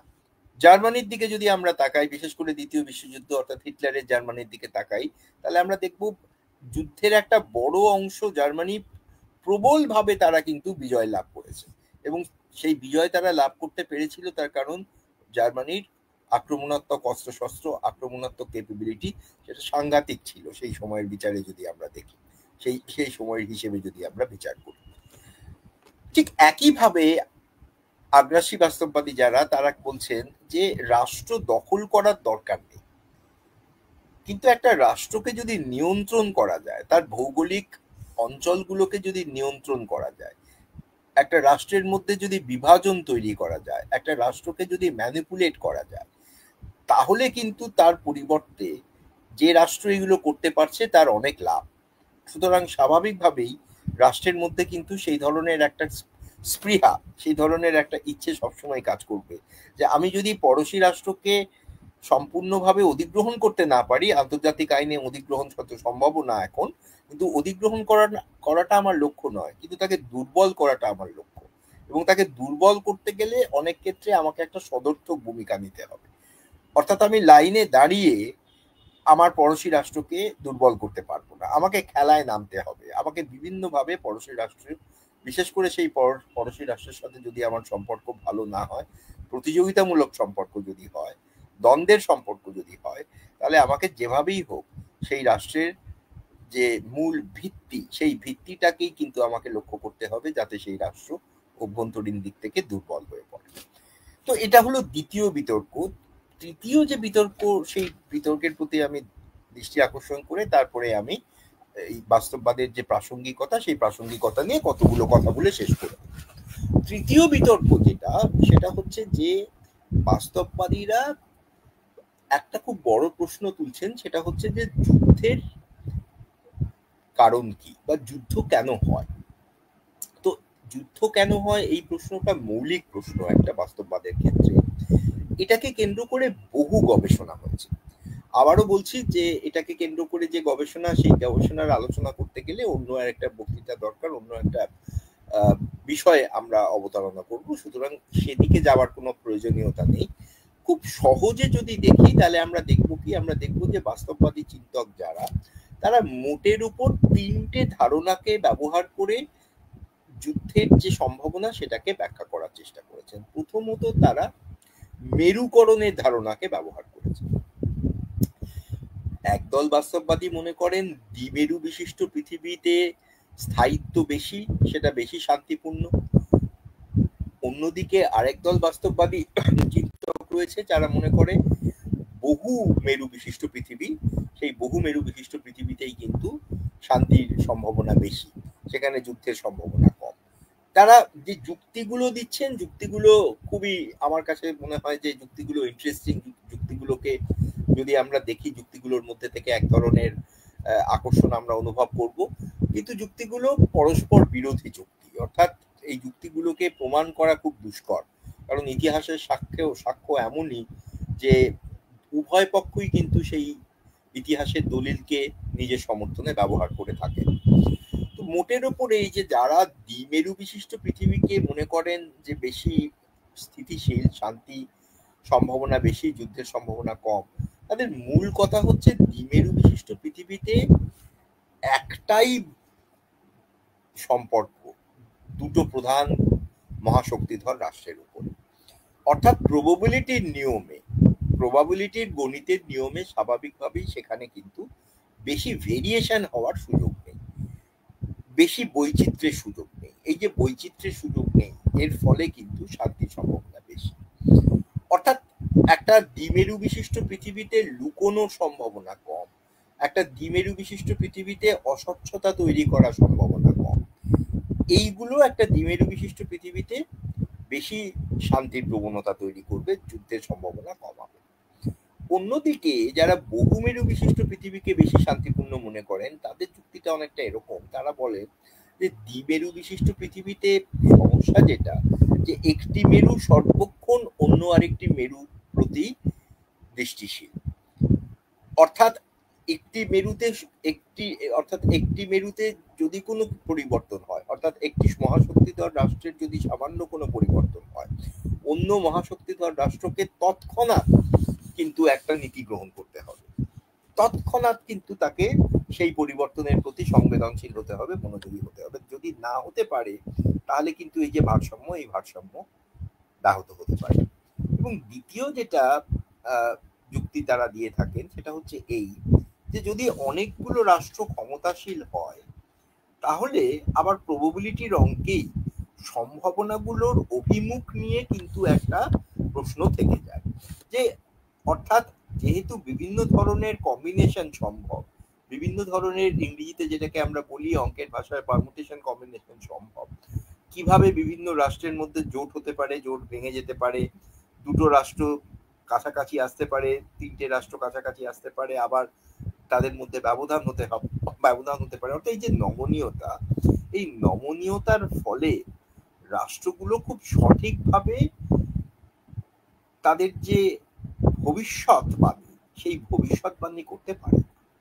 এবং যেহেতু তারা খুব সঠিকভাবে ভবিষ্যৎবাণী করতে পারে না, যেটা কিন্তু একটা দ্বিমেরু বিশিষ্ট পৃথিবীতে খুব সহজেই করা সম্ভব, এই যে একটা ভবিষ্যৎবাণী করতে না পারা, অর্থাৎ ভবিষ্যতের দিকে দিক নির্দেশ করতে না পারা, এখান থেকে কিন্তু একটা দোলাচলতা তৈরি হয়। এবং যত দোলাচলতা তৈরি হবে, রাষ্ট্রের হাত তত বাঁধে, রাষ্ট্রের মধ্যে রক্ষণশীল মনোভাব তত বৃদ্ধি পায় এবং স্বাভাবিকভাবেই যুদ্ধের প্রবণতা কমে। এবং আরেকটা যেটা যুক্তি সেটা হচ্ছে এই, যে কিছু বাস্তববাদী তাত্ত্বিক রয়েছে যারা মনে করেন যে মেরুর উপরে দাঁড়িয়ে শান্তি বা যুদ্ধ আমরা নির্ণয় করতে পারবো না। যেটা আমাদের দেখতে হবে সেটা হচ্ছে যে ক্ষমতার ঘনীভবনটা কিরকম। ক্ষমতার ঘনীভবন যদি বেশি হয় তাহলে একরকম পরিস্থিতি তৈরি হয়, ক্ষমতার ঘনীভবন যদি কম হয় তাহলে আরেক রকম পরিস্থিতি তৈরি হয়। অর্থাৎ ইউরোপের ইতিহাসের দিকে তাকিয়ে একদল বাস্তববাদী বলছেন যে নেপোলিয়নের যুদ্ধ থেকে শুরু করে, অর্থাৎ নেপোলিয়নের পরাজয় থেকে শুরু করে যদি আমরা প্রথম বিশ্বযুদ্ধ অব্দি আসি, তাহলে এই যে দীর্ঘ সময়, এই দীর্ঘ সময়ের মধ্যে আমরা দেখতে পাবো যে খুব কম যুদ্ধ হয়েছে। এবং কেন খুব কম যুদ্ধ হয়েছে, বিশেষ করে 1815 থেকে যদি আমরা দেখি, তাহলে আমরা দেখব যে অর্থাৎ নেপোলিয়নের পরাজয় থেকে আরেকটু এগিয়ে এলাম, 1815 থেকে প্রথম বিশ্বযুদ্ধের শুরু অবধি যে সময়টা, অর্থাৎ 100 বছরের সময়, সেই সময়টা যদি আমরা দেখি সেখানে খুব কম 5টা যুদ্ধ হয়েছে এবং কোনোটাই প্রধান যুদ্ধ নয়। যুক্তি কি, ব্যাখ্যা কি? ব্যাখ্যা দিয়ে তারা বলছেন যে এই সময় ইউরোপের ইতিহাসে ব্রিটেনের যে ক্ষমতা, সেই ক্ষমতা এতটাই বেশি ছিল যে ব্রিটেনের সেই ক্ষমতার উদ্বেগে, ব্রিটেনের ভয়ে অন্যান্য যে ইউরোপীয় রাষ্ট্রগুলো তারা নিজেদের মধ্যে দ্বন্দ্ব থেকে বিরত থেকেছে। অর্থাৎ তারা নিজেরা ঝগড়াঝাটি কম করেছে, তারা নিজেরা লড়াই কম করেছে, তার কারণ তাদের ভয় ছিল যে ব্রিটেন যদি কোনো একটা নির্দিষ্ট পক্ষ নেয় তাহলে পরাজয় অবশ্যম্ভাবী, পরাজয়ের হাত থেকে কেউ তাদের রক্ষা করতে পারে না। কিন্তু ঠিক তার বিপরীতে অন্য বাস্তববাদী তাত্ত্বিক যারা, তারা বলছেন যে এই সময়ে শান্তি রক্ষিত হয়েছে তার কারণ ব্রিটেন কখনোই অত শক্তিশালী ক্ষমতা ছিল না। কারণ যদি ব্রিটেন অত শক্তিশালী ক্ষমতা হতো তাহলে ব্রিটেনকে নিয়ে উদ্বেগ, ব্রিটেনকে নিয়ে ভয় অন্যান্য রাষ্ট্রগুলোকে ব্রিটেনের বিরুদ্ধে যুদ্ধে উৎসাহিত করত। তার কারণ সমস্ত রাষ্ট্রগুলোর মূল লক্ষ্য হয় এমন একটা পরিস্থিতি তৈরি করা যেখানে একটি কোনো রাষ্ট্র অতি শক্তিশালী না হয়ে ওঠে। কারণ একটা অতি শক্তিশালী রাষ্ট্র সে যে শুধুমাত্র তার নিজের নিরাপত্তা, নিজের ক্ষমতা নিয়ে ভাবিত হয় তা নয়, সে সমস্ত পৃথিবীকে নিয়ন্ত্রণ করতে চায়। এবং সমস্ত পৃথিবীকে নিয়ন্ত্রণ করা মানে হচ্ছে এই, যে অন্যান্য রাষ্ট্রগুলোর যে সার্বভৌমত্ব, সেই সার্বভৌমত্ব কিন্তু দুর্বল হয়ে যাবে। সেই সার্বভৌমত্বের প্রশ্নের যে গোড়া, সেই গোড়াটা কিন্তু বা ভিত যেটা, সেটা নড়ে যাবে। অর্থাৎ বাস্তববাদীরা গত মানে আমরা যদি কারের লেখা দেখি, কার লিখেছেন দুটো বিশ্বযুদ্ধের মধ্যবর্তী সময়, সেখান থেকে আজ অর্থাৎ প্রায় 100 বছর, এই 100 বছরের ইতিহাস যদি দেখি তাহলে বাস্তববাদের নানা ঘাত প্রতিঘাত হয়েছে নিজেদের, অর্থাৎ বাস্তববাদী চিন্তার ক্ষেত্রে, যেটা আমি বলছিলাম যে তার স্বাভাবিকভাবেই একটা বিবর্তন হয়েছে, এবং সেই বিবর্তনের হাত ধরে এই তত্ত্ব পরিবর্তিত হয়েছে, নানা ধরনের বাস্তববাদ তৈরিও হয়েছে। কিন্তু মূল বাস্তববাদের যে মূল কথা, সেই মূল কথাগুলো কিন্তু মোটের উপর অপরিবর্তিত থেকে গেছে। বাস্তববাদ রাষ্ট্রের একটা মতবাদ, অর্থাৎ এটা রাষ্ট্রের কথা বলে, এটা রাষ্ট্রের প্রাধান্যের কথা বলে, এটা রাষ্ট্রের যে কালেকটিভ আইডেন্টিটি, সেই যৌথ যে যেটাকে আমরা বলবো যে পরিচিতি, সেই যৌথ পরিচিতির কথা বলে, রাষ্ট্রের প্রয়োজনীয়তার কথা বলে, রাষ্ট্রের বাঁচার কথা বলে, রাষ্ট্রের বিবর্তনের কথা বলে। দ্বিতীয়ত যেটা, যে বাস্তববাদে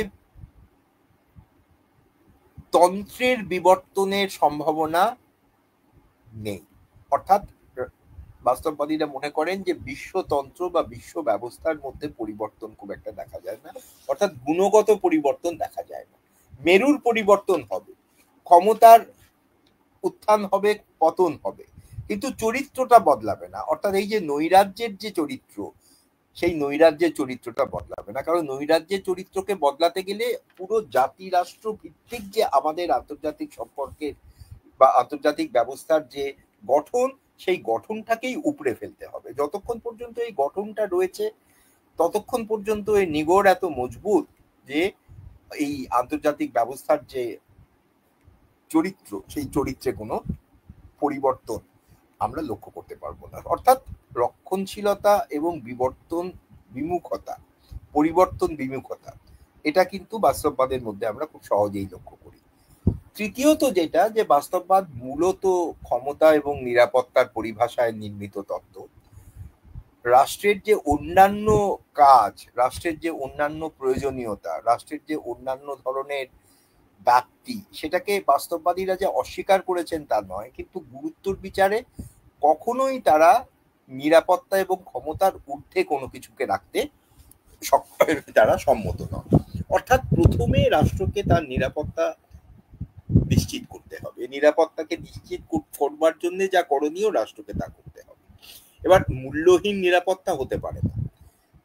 ব্যক্তি জীবনেও যেরকম নিরাপত্তার একটা, যেটাকে আমরা বলবো যে একটা নির্দিষ্ট তার মূল্য দিতে হয়, ঠিক তেমনি আন্তর্জাতিক ক্ষেত্রেও রাষ্ট্রগুলোকে নিরাপত্তার ক্ষেত্রে একটা ব্যয়ভার বহন করতে হবে, এবং সেটা রাষ্ট্রের কর্তব্য। কারণ রাষ্ট্র যদি সেই ব্যয়ভার বহন না করে, তাহলে এমন কোনো প্রতিষ্ঠান নেই যে রাষ্ট্রের হয়ে তাকে সেই কাজটা করে দেবে।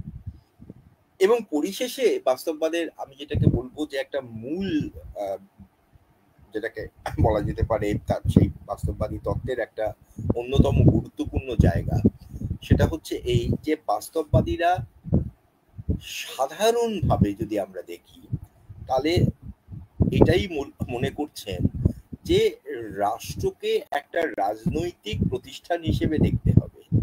রাষ্ট্রের অভ্যন্তরে যে সমস্ত বৈচিত্র্য আমরা লক্ষ্য করি বা দেখতে পাই, আন্তর্জাতিক সম্পর্কের ক্ষেত্রে নিওক্লাসিক্যাল বাস্তববাদীদের যদি আমরা বাদ রাখি, তাহলে অন্যান্য বাস্তববাদী তাত্ত্বিকরা বলছেন যে আন্তর্জাতিক সম্পর্কের ক্ষেত্রে রাষ্ট্রের অভ্যন্তরের যে বৈচিত্র্য, তার খুব একটা কোনো স্বাধীন প্রভাব কিছু নেই।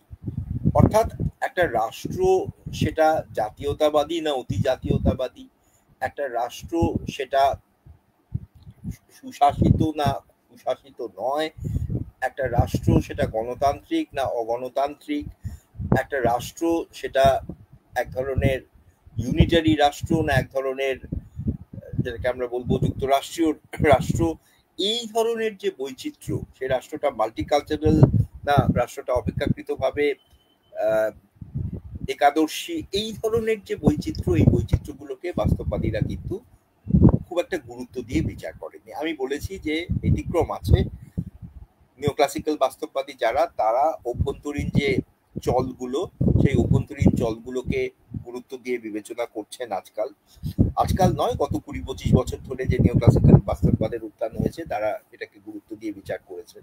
কিন্তু মূল কথা যেটা, যে নিও ক্লাসিক্যাল বাস্তববাদীরাও কিন্তু ওই একই, যেটাকে আমরা বলবো যে সিদ্ধান্তে উপনীত হবেন বা হন, সেটা হচ্ছে যে আন্তর্জাতিক সম্পর্ককে বুঝতে গেলে আন্তর্জাতিক সম্পর্কের যে নিয়ম, সেই নিয়মেই আমাকে খেলতে হবে, সেই নিয়মেই আমাকে কিন্তু বুঝতে হবে।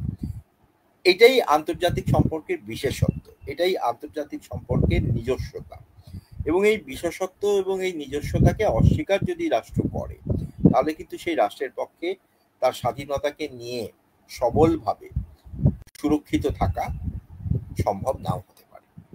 মোটের উপরে এটাই হচ্ছে বাস্তববাদের, যেটাকে আমি বলবো যে নানা বিতর্ক, নানা দিক সত্ত্বেও এগুলোই হচ্ছে বাস্তববাদের মূল কথা।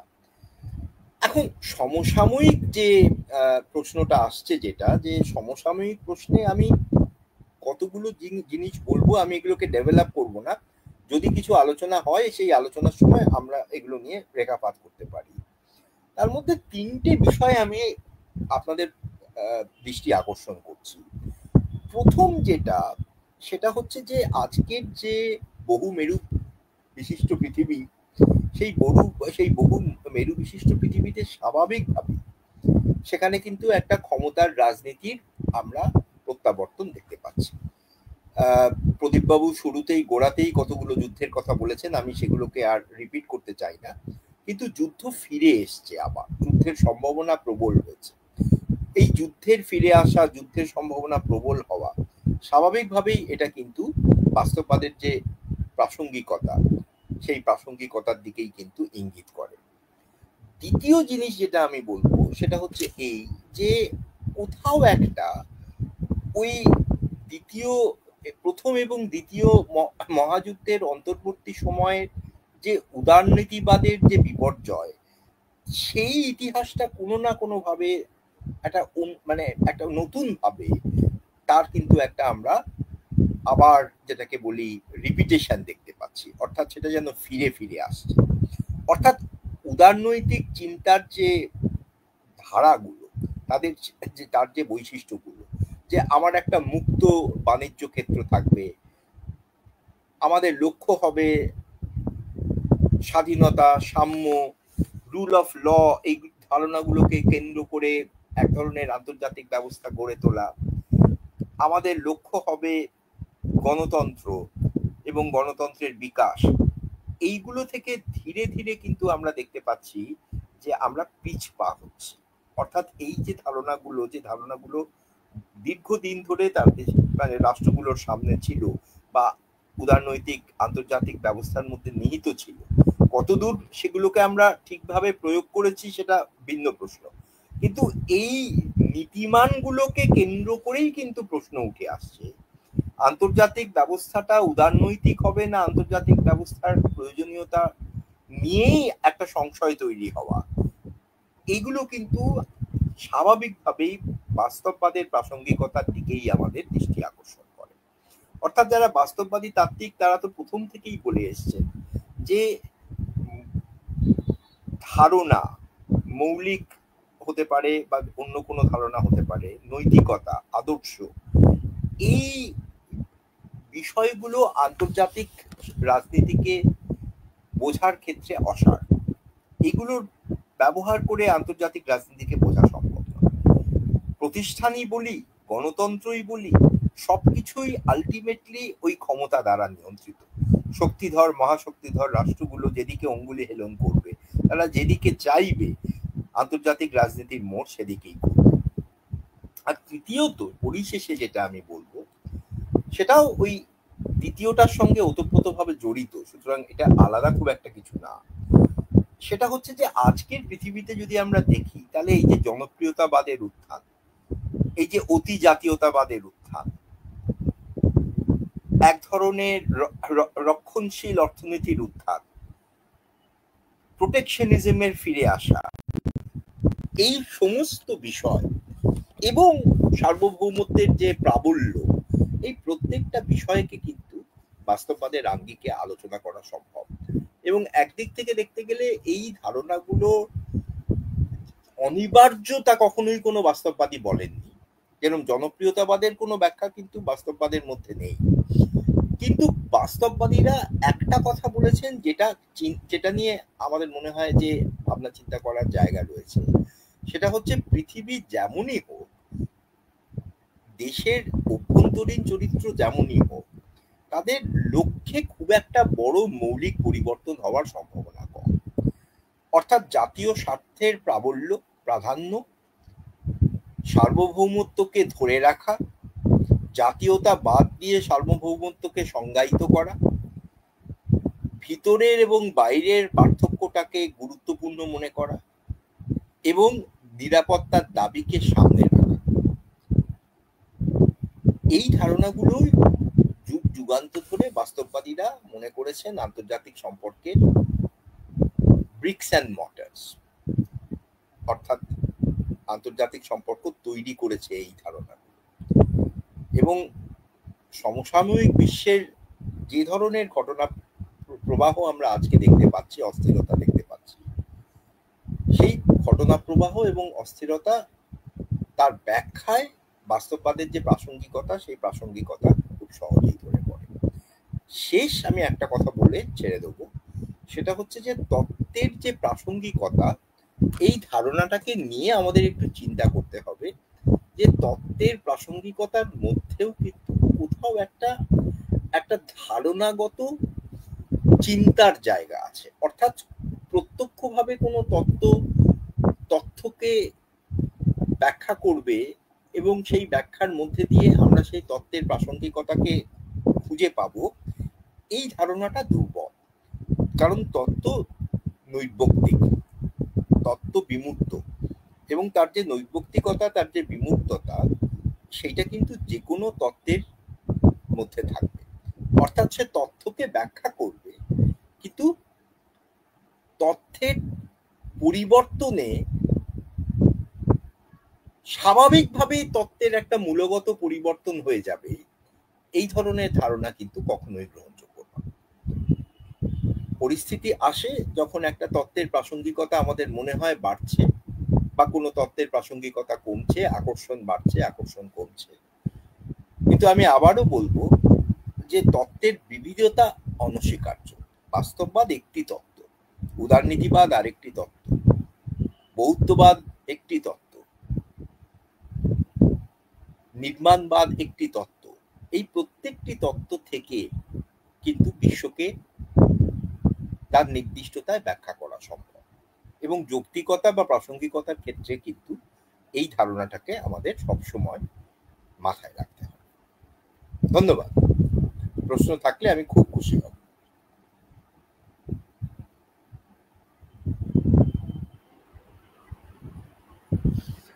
অনেক ধন্যবাদ অধ্যাপক শুভাশিস চ্যাটার্জিকে। আচ্ছা প্রকাশ, আমাদের এখানে প্রশ্ন, আমি একটি প্রশ্ন দেখতে পাচ্ছি ধনঞ্জয় সাহা করেছেন, তো তোমার কাছে অন্য কোনো প্রশ্ন থাকলে তুমি বলতে পারো, নইলে আমি ধনঞ্জয় সাহার বক্তব্যটি পড়ে দেব। সমীরণ, ধনঞ্জয়ের প্রশ্ন। আচ্ছা, ধনঞ্জয় সাহা উনি প্রশ্ন করেছেন, স্যার নেশন স্টেট বলতে যদি জাতি রাষ্ট্র বোঝায়, তাহলে এথনিক স্টেটের ধারণাটা কি হতে পারে? বাস্তববাদীরা হিউম্যান নেচার সম্পর্কে যে পেসিমিস্টিক ধারণা করেন, সেটা কি আদর্শের ধারণাকে অস্বীকার করে? কারণ আদর্শ যুদ্ধে ধাবিত হয়, যদি আমরা বাংলাদেশ স্বাধীন হওয়াটা দেখি।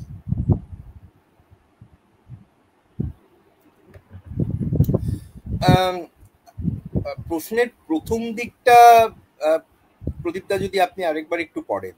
দ্বিতীয় দিকটা আমি ভালো বুঝেছি, প্রথম দিকটা কি, প্রথম যেভাবে শুরু হয়েছিল প্রশ্নটা একটু যদি বলেন। আচ্ছা স্যার, নেশন স্টেট বলতে যদি জাতি রাষ্ট্র বোঝায়, তাহলে এথনিক স্টেটের ধারণাটা কি হতে পারে? আচ্ছা, এইটা ছিল প্রথম প্রশ্ন। আচ্ছা আচ্ছা আচ্ছা। তো এখন প্রথম কথা যেটা, যে এই প্রশ্নটা যদি কোনো বাস্তববাদীকে করা হয়, তাহলে বাস্তববাদী তাত্ত্বিক বলবেন যে এথনিক স্টেটটাও একটা নেশন স্টেট। এথনিক স্টেটের সঙ্গে নেশন স্টেটের কোনো সেভাবে দেখতে গেলে পার্থক্য নেই। রাষ্ট্রের যে বৈশিষ্ট্য থাকা দরকার, একটা এথনিক স্টেটের যদি সেই বৈশিষ্ট্য থাকে, তাহলে সেই এথনিক স্টেটটাকে এথনিক স্টেট না বলে তাকে একটা জাতি রাষ্ট্র বলাই ভালো। এখন এথনিক স্টেট এটার ভেতর দিয়ে যদি আমরা মনে করি যে সেই রাষ্ট্রের একটা নির্দিষ্ট জাতিগত চরিত্র রয়েছে এবং সেই জাতিগত চরিত্রটা রাষ্ট্রকে নয় মজবুত করছে নয় দুর্বল করছে, সেখান থেকে স্বাভাবিকভাবেই কতগুলো সম্ভাবনা তৈরি হতে পারে। কিন্তু আমি আবারও বলছি যে বাস্তববাদী তাত্ত্বিক যারা, নিও ক্লাসিক্যাল বাস্তববাদীদের যদি আমি একটু সরিয়ে রাখি, কিন্তু নিও ক্লাসিক্যাল বাস্তববাদীরাও এই ধরনের প্রশ্নকে খুব একটা গুরুত্বপূর্ণ মনে করেন না। তারা যেটা মনে করেন, যেটা গুরুত্বপূর্ণ মনে করেন, সেটা হচ্ছে এই যে আন্তর্জাতিক কোনো বিষয় যখন একটা রাষ্ট্রের উপর পড়ে, তখন রাষ্ট্রকে তো সিদ্ধান্ত গ্রহণ করতে হয়। তো রাষ্ট্র যখন সিদ্ধান্ত গ্রহণ করে, তখন তার যে অভ্যন্তরীণ রাজনৈতিক চরিত্র, সেটাকে আমরা সম্পূর্ণভাবে সরিয়ে রাখতে পারবো। অর্থাৎ সেই অভ্যন্তরীণ রাজনৈতিক চরিত্রটা কোনো না কোনো ভাবে ওই আন্তর্জাতিক যে স্টিমুলাই, সেই আন্তর্জাতিক স্টিমুলাইটাকে কোনো না কোনো ভাবে প্রভাবিত করে। কিভাবে প্রভাবিত করবে তার কোনো নির্দিষ্ট তাত্ত্বিক চেহারা নেই। অর্থাৎ এটা একটা ইম্পিরিক্যাল প্রশ্ন। অর্থাৎ একটা নির্দিষ্ট কোনো পরিস্থিতিতে যেভাবে সিদ্ধান্ত গ্রহণকারী যে কেন্দ্র রয়েছে তারা সিদ্ধান্ত নেবে, একটা অন্য দেশের ক্ষেত্রে সেই একই পরিস্থিতিতে একেবারে ভিন্ন ধরনের আমরা প্রভাব লক্ষ্য করে থাকতে পারি। অর্থাৎ এটা তত্ত্বের প্রশ্ন নয়, এটা একটা ইম্পিরিক্যাল প্রশ্ন, একটা নির্দিষ্ট যেটাকে আমরা বলবো একটা তথ্যগত প্রশ্ন। দ্বিতীয় যে প্রশ্নটা উনি করেছেন, সেই প্রশ্নটাকে যদি আমি এভাবে দেখি যে বাংলাদেশ তৈরি হওয়ার পিছনে একটা প্রবল জাতিভামান একটা আবেগ ছিল, এটা অনস্বীকার্য। কিন্তু বাংলাদেশ তৈরি হলো কিভাবে? তৈরি তো হলো একটা যুদ্ধের মধ্যে দিয়ে। সেই যুদ্ধটাকে বাস্তববাদীরা খুব স্বাভাবিকভাবেই গুরুত্ব দেবে। বাংলাদেশের জাতিগত ভিত্তি কি সেটা বাস্তববাদীদের কাছে সেকেন্ডারি, সেটা নিয়ে বাস্তববাদীদের খুব একটা চিন্তার নেই, তাদের খুব একটা মাথা ব্যথা নেই। তাদের মূল কথা হচ্ছে এইটাই যে বাংলাদেশ স্বাধীন রাষ্ট্র হিসেবে মাথা তুলে দাঁড়ালো, স্বাধীন রাষ্ট্র হিসেবে তৈরি হলো তার কারণ ভারত এবং পাকিস্তানের মধ্যে একটা যুদ্ধ হলো, পাকিস্তান হেরে গেল, হেরে গিয়ে তার একটা ভূখণ্ড তাকে ছেড়ে দিতে হলো। সহজ সরল বাস্তববাদী ব্যাখ্যায় এটা যুদ্ধের মধ্যে দিয়ে একটা দেশ তৈরি হয়েছে। অর্থাৎ যে জাতি আত্মাভিমানের প্রশ্ন ধনঞ্জয় বাবুর প্রশ্নের মধ্যে তার ইঙ্গিত বহন করছে, সেটা তো ঐতিহাসিক দিক থেকে অনস্বীকার্য, স্বাভাবিক যে ভাষা আন্দোলন থেকে শুরু করে পূর্ব পাকিস্তানের যে দীর্ঘ ইতিহাস, সেই দীর্ঘ ইতিহাসের নানা পরতে পরতে বাংলাদেশ তৈরি হওয়ার যে সম্ভাবনা, সেই সম্ভাবনাকে খুঁজে নেওয়া যায়। কিন্তু বাস্তববাদী তাত্ত্বিক যারা, তারা যেটা বলবেন সেটা হচ্ছে এই যে বাংলাদেশ স্বাধীন রাষ্ট্র হিসেবে গড়ে উঠল ভারত এবং পাকিস্তানের মধ্যে একটা যুদ্ধের মধ্যে দিয়ে, এবং সেই যুদ্ধে ভারতের জয়, পাকিস্তানের পরাজয়, পাকিস্তানের যে ভূখণ্ড, সেই ভূখণ্ডকে দুভাগে ভাগ করে দিল। অর্থাৎ পাকিস্তান বিভাজিত ছিলই, পূর্ব পাকিস্তান এবং পশ্চিম পাকিস্তান, মাঝখানে বিরাট ব্যবধান ভারতবর্ষে। কিন্তু বাংলাদেশ তৈরি হলো তার কারণ পূর্ব পাকিস্তানের যে সার্বভৌমত্ব পাকিস্তানের ছিল, যুদ্ধে পরাজিত করে ভারত সেই সার্বভৌমত্বের অধিকার থেকে পাকিস্তানকে বঞ্চিত করে। বাস্তববাদী ব্যাখ্যাটা এটাই হবে। এখন স্বাভাবিকভাবেই এই ব্যাখ্যাটা আমাদের পছন্দের ব্যাখ্যা নাই হতে পারে, অর্থাৎ আমাদের মনে হতে পারে এটা খুব উপরি একটা ব্যাখ্যা, অর্থাৎ এই ব্যাখ্যার নাব্যতা কম, গভীরতা কম। কিন্তু বাস্তববাদী তাত্ত্বিক যারা, তারা এটা নিয়ে খুব একটা চিন্তিত বা ভাবিত হবেন না। তার কারণ বাস্তববাদের প্রশ্নগুলো অন্য ধরনের। অর্থাৎ বাংলাদেশ কিভাবে তৈরি হলো, এই প্রশ্নটা তো বাস্তববাদী তাত্ত্বিকের প্রশ্ন নয়। কোনো বাস্তববাদী এই প্রশ্ন করবেন না। বরং যে প্রশ্নটা তারা করবেন সেটা হচ্ছে যে বাংলাদেশ তৈরি হওয়ার পরে ভারত পাকিস্তান বাংলাদেশের যে সম্পর্ক, সেই সম্পর্কে ক্ষমতার বন্টন কিভাবে তাদের উপর প্রভাব বিস্তার করতে শুরু করলো, এই ধরনের একটা কোনো বিষয়। বা ভারত পাকিস্তানের যে প্রতিদ্বন্দ্বিতা, সেই প্রতিদ্বন্দ্বিতা বা আন্তর্জাতিক ক্ষেত্রে ভারত পাকিস্তান এবং অন্যান্য দেশের যে অবস্থান, সেই অবস্থান কতটা বাংলাদেশের যে আত্মপ্রকাশ, সেই আত্মপ্রকাশের পিছনে ভূমিকা পালন করেছে। এটা একটা বাস্তববাদী প্রশ্ন হবে, এটা একটা বাস্তববাদী গবেষণার দিকে দিক নির্দেশ করতে পারে। কিন্তু বাংলাদেশের আত্মপরিচিতির প্রশ্ন, বাংলাদেশের জাত্যাভিমানের প্রশ্ন, বাংলাদেশ গঠনের পিছনে যে ধরনের নীতিমান কাজ করেছে, সেইগুলো বাস্তববাদী তাত্ত্বিকদের গবেষণার জায়গা নয়।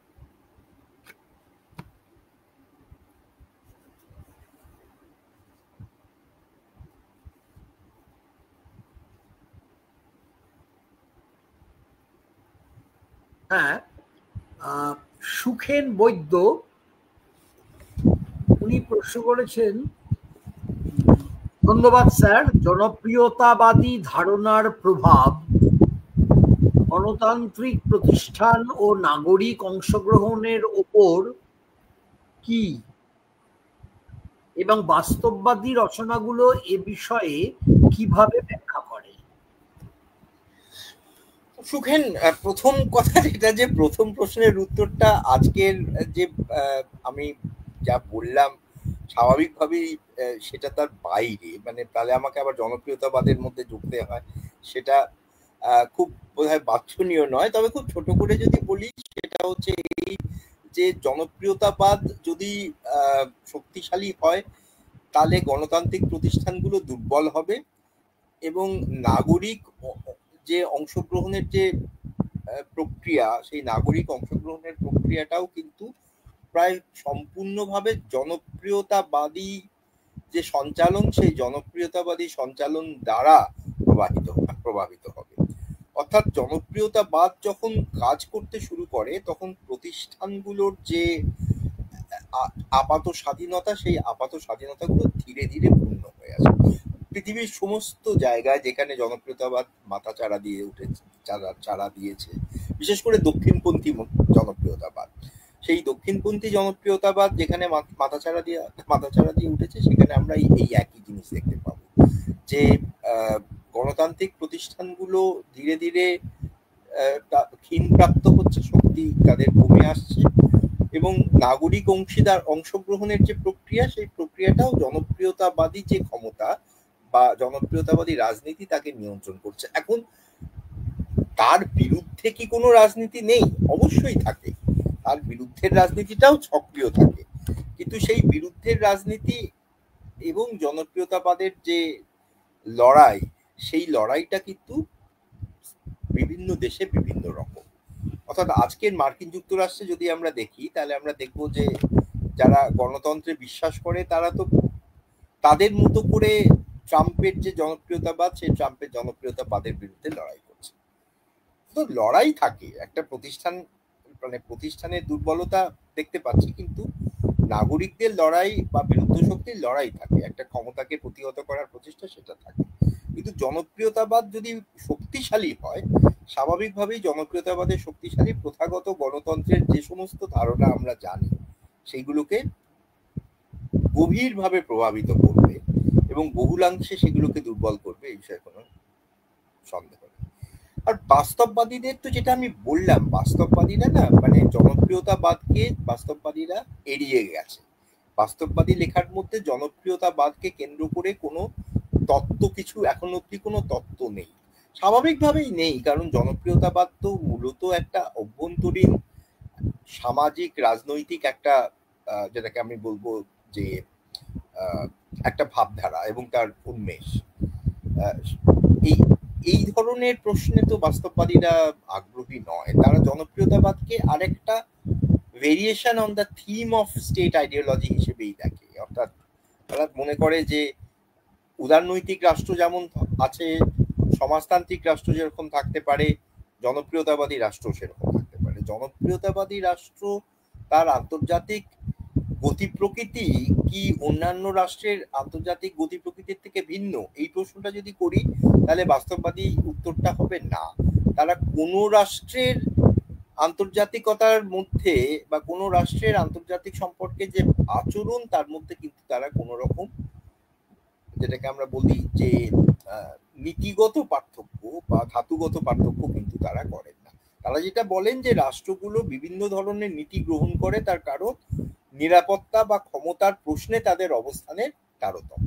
এর বাইরে বাস্তববাদী তাত্ত্বিকরা তারা অন্য কোনো ধরনের ব্যাখ্যায় আগ্রহী নয়।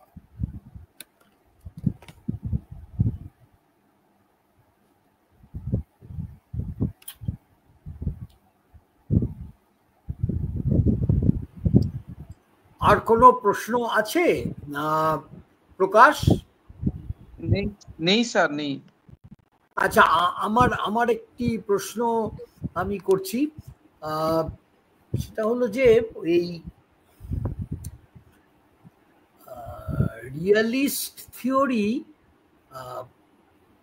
সেখানে প্রথমেই বলা হচ্ছে যে একটা নেশন স্টেট হচ্ছে একটা কেন্দ্রীয় একক, ইন্টারন্যাশনাল পলিটিক্সের একটা সেন্ট্রাল ইউনিট বা central actor nation state.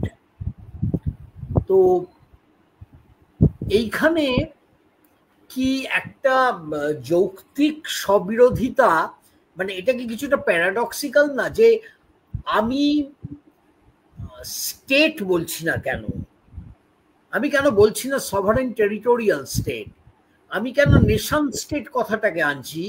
Nation স্টেটের জন্ম ন্যাশনালিজমের মতাদর্শ, আইডিওলজির মধ্যে দিয়ে, এবং তার একটা স্ট্রং বেসিস, নেশন স্টেটের একটা স্ট্রং বেসিস হচ্ছে তার এই ন্যাশনাল আইডেন্টিটি। ব্রিটেন, ফ্রান্স, আমাদের ভারতে হয়তো ন্যাশনালিজম নিয়ে অনেক রকমের বিতর্ক রয়েছে, অনেকগুলো ন্যাশনাল আইডেন্টিটি বা সাব ন্যাশনালিজমের মধ্যে পরস্পর বিরোধ আছে। তো কিন্তু আমরা যদি ইউরোপিয়ান নেশন স্টেটগুলো দেখি, সেখানে তো আমরা দেখছি যে সেগুলো ন্যাশনালিজমের বেসিস, এবং এই ন্যাশনালিজমটা কোথাও মার্কসিস্টরা বলছেন যে পলিটিক্যাল ইকোনমিক একটা জায়গা বেসিস আছে, আবার অনেকে ল্যাঙ্গুয়েজের প্রশ্নটাকে, ল্যাঙ্গুয়েজের ভিত্তিতেই আধুনিক নেশনগুলোর উৎপত্তি হয়েছে। মানে এখানে আমি বলতে চাইছি যে নেশন স্টেটের ফরমেশনের পেছনে কিন্তু পাওয়ার একটা খুব গুরুত্বপূর্ণ প্যারামিটার বলে কিন্তু বিবেচিত হয়নি। নেশন স্টেট বা ন্যাশনালিজম সংক্রান্ত যতগুলো থিওরি, তাত্ত্বিক বিতর্ক, তাত্ত্বিক আলোচনা আমরা পাই, সেখানে কিন্তু আলোচনাগুলো মুখ্যত হয়েছে একটা কমন ইকোনমিক মার্কেট বা একটা সভারেন, একটা টেরিটোরিয়াল স্টেট যার পপুলেশন আছে, তারপরে একটা কমন ল্যাঙ্গুয়েজ, কোথাও কোথাও কমন রিলিজিয়নও আছে। আমরা দেখেছি যেখানে পাকিস্তান যেমন ভারত ভেঙে তৈরি হলো, অনেকগুলো ইসলামিক স্টেটের ক্ষেত্রেই এই কথা সত্যি। তো তাহলে রিয়ালিস্ট থিওরি যখন পাওয়ারকেই মনে করছে নির্ধারক উপাদান বা ডিটারমিন্যান্ট ফ্যাক্টর, তাহলে সে এখানে নেশন স্টেটের এই নেশন ভিত্তিক যে চরিত্রটি, তাকে কেন হাইলাইট করতে যাচ্ছে? এটা কি এক ধরনের স্ববিরোধিতা হয়ে যাচ্ছে না? এটা আমার প্রশ্ন। না প্রদীপবাবু, আমি মনে হয় প্রথমে যে মানে আপনি যদি বাস্তববাদী তাত্ত্বিকদের লেখা পড়েন, বাস্তববাদী তাত্ত্বিকরা মানে যেটাকে আপনি ওই সভারেন টেরিটোরিয়াল স্টেট বলছেন, তারা মূলত এই শব্দবন্ধগুলো না হলেও এই ধারণাটাকেই ব্যবহার করেছে। মানে জাতি রাষ্ট্রের এই শব্দবন্ধটাও খুব কম বাস্তববাদী ব্যবহার করেছে। যে নেশন স্টেটের কথা, যেটা যে তারা স্টেট লেখে, বুঝেছেন, মানে নেশন স্টেট খুব একটা লেখেই না। মানে আমি যা বাস্তববাদী তাত্ত্বিক যাদের লেখাপত্র পড়েছি তাতে নেশন স্টেটের উল্লেখ খুব বেশি নেই। তার একটা খুব সহজ ব্যাখ্যা আছে, সেটা হচ্ছে যে নেশনের মানে রসায়নটা তো আমরা জানি সেটা অনেক জটিল, নেশনের প্রশ্নটাও অনেক জটিল। তো বাস্তববাদীরা না মানে এই ধরনের জটিলতা থেকে কিভাবে নিজেদের মুক্ত রাখতে পারবে আর কি, এটা নিয়ে বাস্তববাদীরা অনেক পরীক্ষা নিরীক্ষা করেছে নিজেদের মধ্যে। তার যে খুব একটা গুরুত্ব আছে আমি তা বলছি না, কিন্তু তার ফল যেটা সেটা হচ্ছে যে এরা যেভাবে রাষ্ট্রকে দেখে সেটা হচ্ছে একটা প্রথাগত রাষ্ট্র, যে রাষ্ট্র হচ্ছে একটা কর্তৃত্বের একক, রাষ্ট্রের একটা সার্বভৌমত্ব আছে, রাষ্ট্রের একটা বাউন্ডারি আছে, একটা সীমান্ত রয়েছে, এবং নিরাপত্তাটা মূলত সেই সীমান্তের নিরাপত্তা। মানে এই যে একটা চিন্তা, মানে এর সঙ্গে যে আপনি যদি নেশনের ধারণাটাকে নিয়ে আসেন, রিয়েলিস্টের না নেশনের ধারণার সাথে রিয়েলিস্টের যে সম্পর্ক সেটা একটা খুব কমপ্লেক্স জটিল সম্পর্ক। মানে একদিক থেকে দেখতে গেলে এটা মনে হতে পারে আপাত দৃষ্টিতে মনেই হতে পারে যে রিয়েলিস্টরা ন্যাশনাল ইন্টারেস্টের কথা বলে, তো ন্যাশনাল ইন্টারেস্ট মানেই তো নেশনের কথাটা চলেই আসছে আর কি। কিন্তু কোন রিয়েলিস্ট মর্গ্যান থাউকে যদি আমি সরিয়ে রাখি, মর্গ্যান থাউয়ের লেখায় কিছু ব্যাখ্যা আছে, কিন্তু মর্গ্যান থাউকে সরিয়ে রাখলে পরবর্তীকালে প্রায় কোনো রিয়েলিস্টই আপনার গভীরভাবে নেশনের ধারণার মধ্যে ঢুকেনি। মানে ন্যাশনাল ইন্টারেস্টের এই ধারণাটাকে তো আমরা একটা প্রশ্নের সম্মুখে দাঁড় করাতে পারি যে whose interest is national interest, national interest কিভাবে ডিফাইন্ড হয়।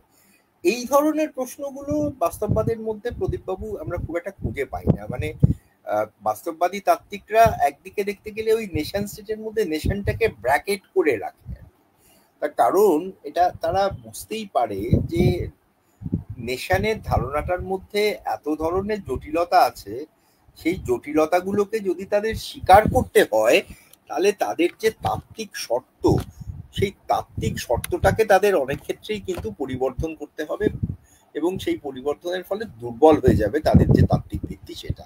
মানে একদিক থেকে দেখতে গেলে আপনি যদি একটা খুব সহজ সরল তত্ত্ব নির্মাণ করেন, তাহলে সেই সহজ সরল তত্ত্বটাকে স্থানকাল নির্বিশেষে আপনি বহন করে নিয়ে যেতে পারেন যদি আপনি তার সারল্যটাকে বজায় রাখতে পারেন। যে মুহূর্তে আপনি সেখানে জটিলতা নিয়ে আসবেন সেই মুহূর্তেই কিন্তু সেই তত্ত্বের যে আগের যে বুনট এবং তার যে সেই বেষ্টনী, তার যে সেই একীকরণ, সেগুলো কিন্তু আর থাকবে না, সেগুলো কিন্তু নষ্ট হয়ে যাবে।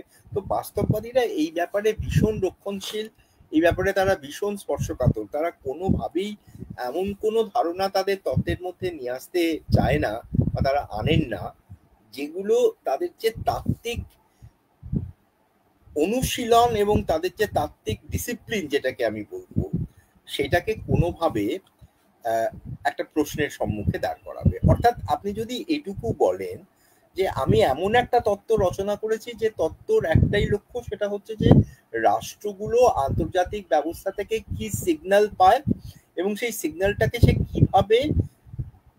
কিভাবে তার প্রত্যুত্তর দেয়, সেই সিগন্যালটার বিরুদ্ধে সে কি ধরনের নীতি গ্রহণ করে, এটুকুই যদি আমি আমার তত্ত্বের সীমা করে রাখি, তাহলে যেটা আমাকে করতে হবে সেটা হচ্ছে যে আন্তর্জাতিক ব্যবস্থাটাকে আমাকে বুঝতে হবে, তার চরিত্রটাকে বুঝতে হবে।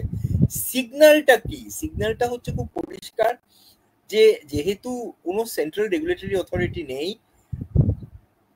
রাষ্ট্রগুলোকে তাদের নিজের দায়িত্ব নিজেদের নিতে হবে, অর্থাৎ নিরাপত্তার দায়িত্ব নিজেদের নিতে হবে। সে কেমন রাষ্ট্র এটা তার সমীকরণে একটা বড় প্রশ্ন হতে পারে, কিন্তু বাস্তববাদী তাত্ত্বিকরা সেই সমীকরণ থেকে অনেকটাই নিজেদের সরিয়ে রাখবে।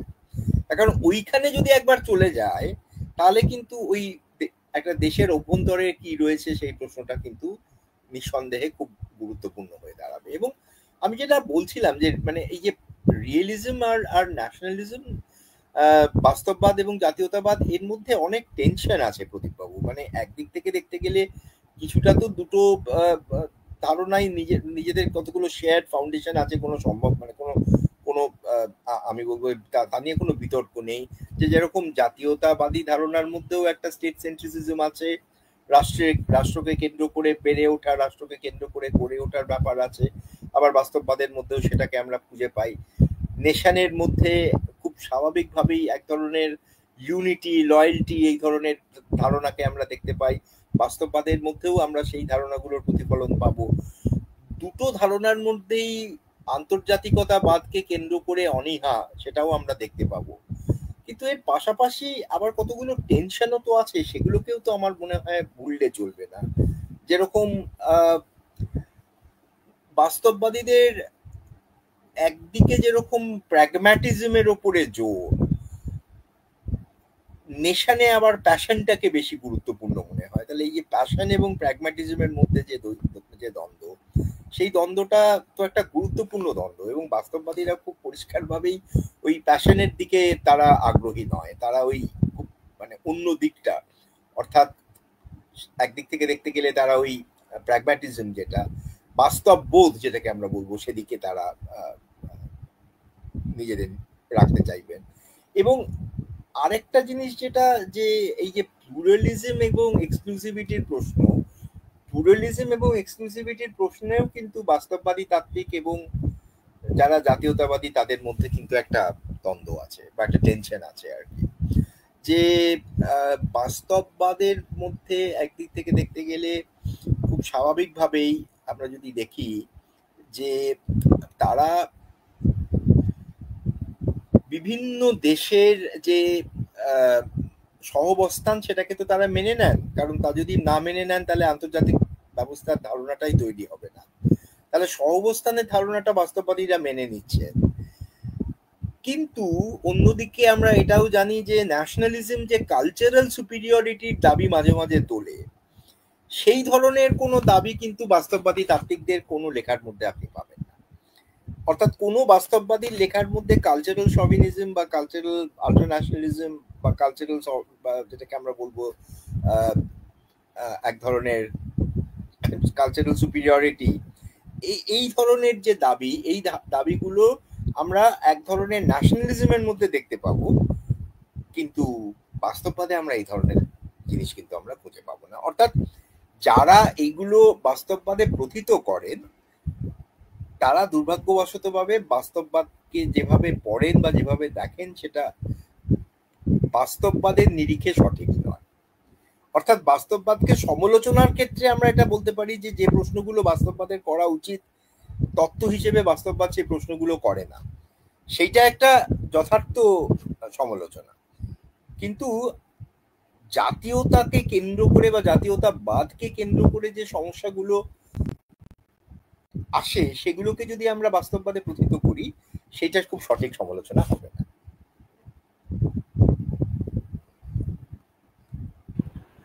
অনেক ধন্যবাদ শিবাশিস বাবু। আচ্ছা, একটা প্রশ্ন এসে গেছে দেবপ্রীতি জানা, বাস্তববাদী দৃষ্টিভঙ্গি থেকে কি আন্তর্জাতিক ক্ষেত্রে নিরাপত্তা রক্ষাকারী সংস্থাগুলি প্রাসঙ্গিকতা হারাচ্ছে? বাস্তববাদী দৃষ্টিভঙ্গি থেকে কি আন্তর্জাতিক ক্ষেত্রে নিরাপত্তা রক্ষাকারী সংস্থাগুলি প্রাসঙ্গিকতা হারাচ্ছে? আচ্ছা, তারপরে উনি বলছেন, এবং এই সংস্থাগুলির ভবিষ্যৎটা কোন দিকে এগোচ্ছে, বিলুপ্তির পথে নাকি ক্ষমতাসীন রাষ্ট্রগুলির কুক্ষিগত হতে চলেছে? তো দেবপ্রীতির তো প্রশ্নের মধ্যেই উত্তর আছে। হ্যাঁ, তো বাস্তববাদী তাত্ত্বিকরা কোনো আন্তর্জাতিক সংস্থাকে বা আন্তর্জাতিক শান্তি সহযোগিতা প্রতিষ্ঠিত করতে সক্ষম এই ধরনের সংস্থাকে কার্যকরী মনে করেন। তারা খুব পরিষ্কারভাবেই বলেন যে এই সংস্থাগুলো কার্যকরী হতে পারে যদি ক্ষমতাশীল রাষ্ট্রগুলোর একটা ঐক্যমত্য থাকে যে তারা ওই সংস্থাগুলোর মধ্যে দিয়ে আন্তর্জাতিক সম্পর্ককে পরিচালিত করবে। যদি সেই ঐক্যমত্য না থাকে, যদি সেই সহমত না থাকে, তাহলে আন্তর্জাতিক সংস্থাগুলোর কোনো কার্যকারিতা থাকবে, স্বাধীন কার্যকারিতা, এটা কোনো বাস্তববাদী তাত্ত্বিক কোনোদিন মনে করেন। তো সুতরাং এই যে আন্তর্জাতিক প্রতিষ্ঠানগুলোর শক্তিশালী রাষ্ট্রের কুক্ষিগত হওয়ার যে আশঙ্কা, এই আশঙ্কাটাকে অমূলক মনে করবেন বাস্তববাদীরা, কারণ তারা পরিষ্কার বলবে যে চিরকালই এই প্রতিষ্ঠানগুলো ক্ষমতাশীল রাষ্ট্রের কুক্ষিগত। সেটাই স্বাভাবিক। ক্ষমতাশীল রাষ্ট্রগুলো তখনই এই সংস্থানগুলোকে তৈরি করে যখন তারা মনে করে এই সংস্থানগুলো তাদের কিছুটা হলেও ব্যয়ভার কমাতে সক্ষম হবে।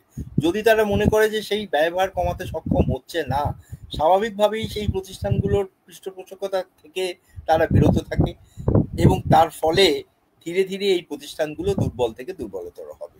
এটা বাস্তববাদীদের ব্যাখ্যা। একটা কথা এখানে পরিষ্কার করে বলা দরকার যে আমি বাস্তববাদকে ব্যাখ্যা করলাম বাস্তববাদী দৃষ্টিভঙ্গি দিয়ে, আমার দৃষ্টিভঙ্গি দিয়ে নয়। বাস্তববাদী তাত্ত্বিকরা যেভাবে বাস্তববাদকে দেখেন, তারা যে চিন্তা করেন, সেই দৃষ্টিভঙ্গি দিয়ে বাস্তববাদের এখানে একটা ব্যাখ্যা দিয়েছে। বাস্তববাদী তাত্ত্বিক যারা, তারা খুব পরিষ্কারভাবেই কখনোই আন্তর্জাতিক প্রতিষ্ঠানের স্বাধীন কার্যকারিতার তত্ত্বকে আমল দেননি, কখনোই দেননি। তারা মনে করেছেন যে এই প্রতিষ্ঠানগুলোর কোনো নিজস্বতা বলে কিছু নেই। শক্তিশালী রাষ্ট্রগুলো যেটা চাইবে,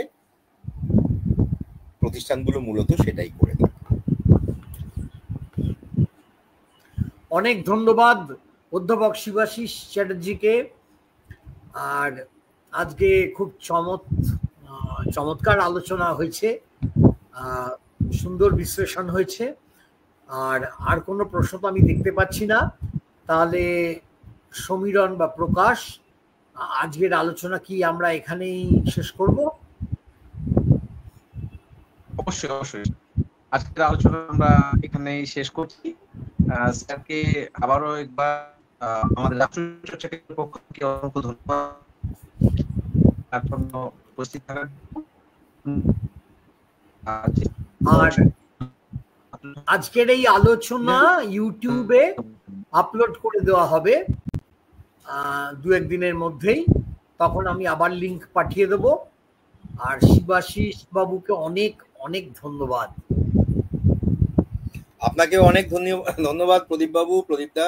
আপনি চমৎকার সভা পরিচালনা করেছেন। যারা প্রশ্ন করেছে তাদের ধন্যবাদ, যারা শ্রোতা ছিলেন তাদেরও ধন্যবাদ। রাষ্ট্রবিজ্ঞান চর্চা কেন্দ্রকে অকুণ্ঠ আমার শুভেচ্ছা যে তারা যে কাজ করছেন, তারা এই কাজ করে যান, আলোচনা হতে থাক, কারণ এই আলোচনাগুলোই আমাদের বাঁচিয়ে রাখে। সুতরাং এই অক্সিজেনটা প্রবাহিত হতে থাক, এই আশা রাখি। Thank you sir. সকলকে শুভরাত্রি। শুভরাত্রি।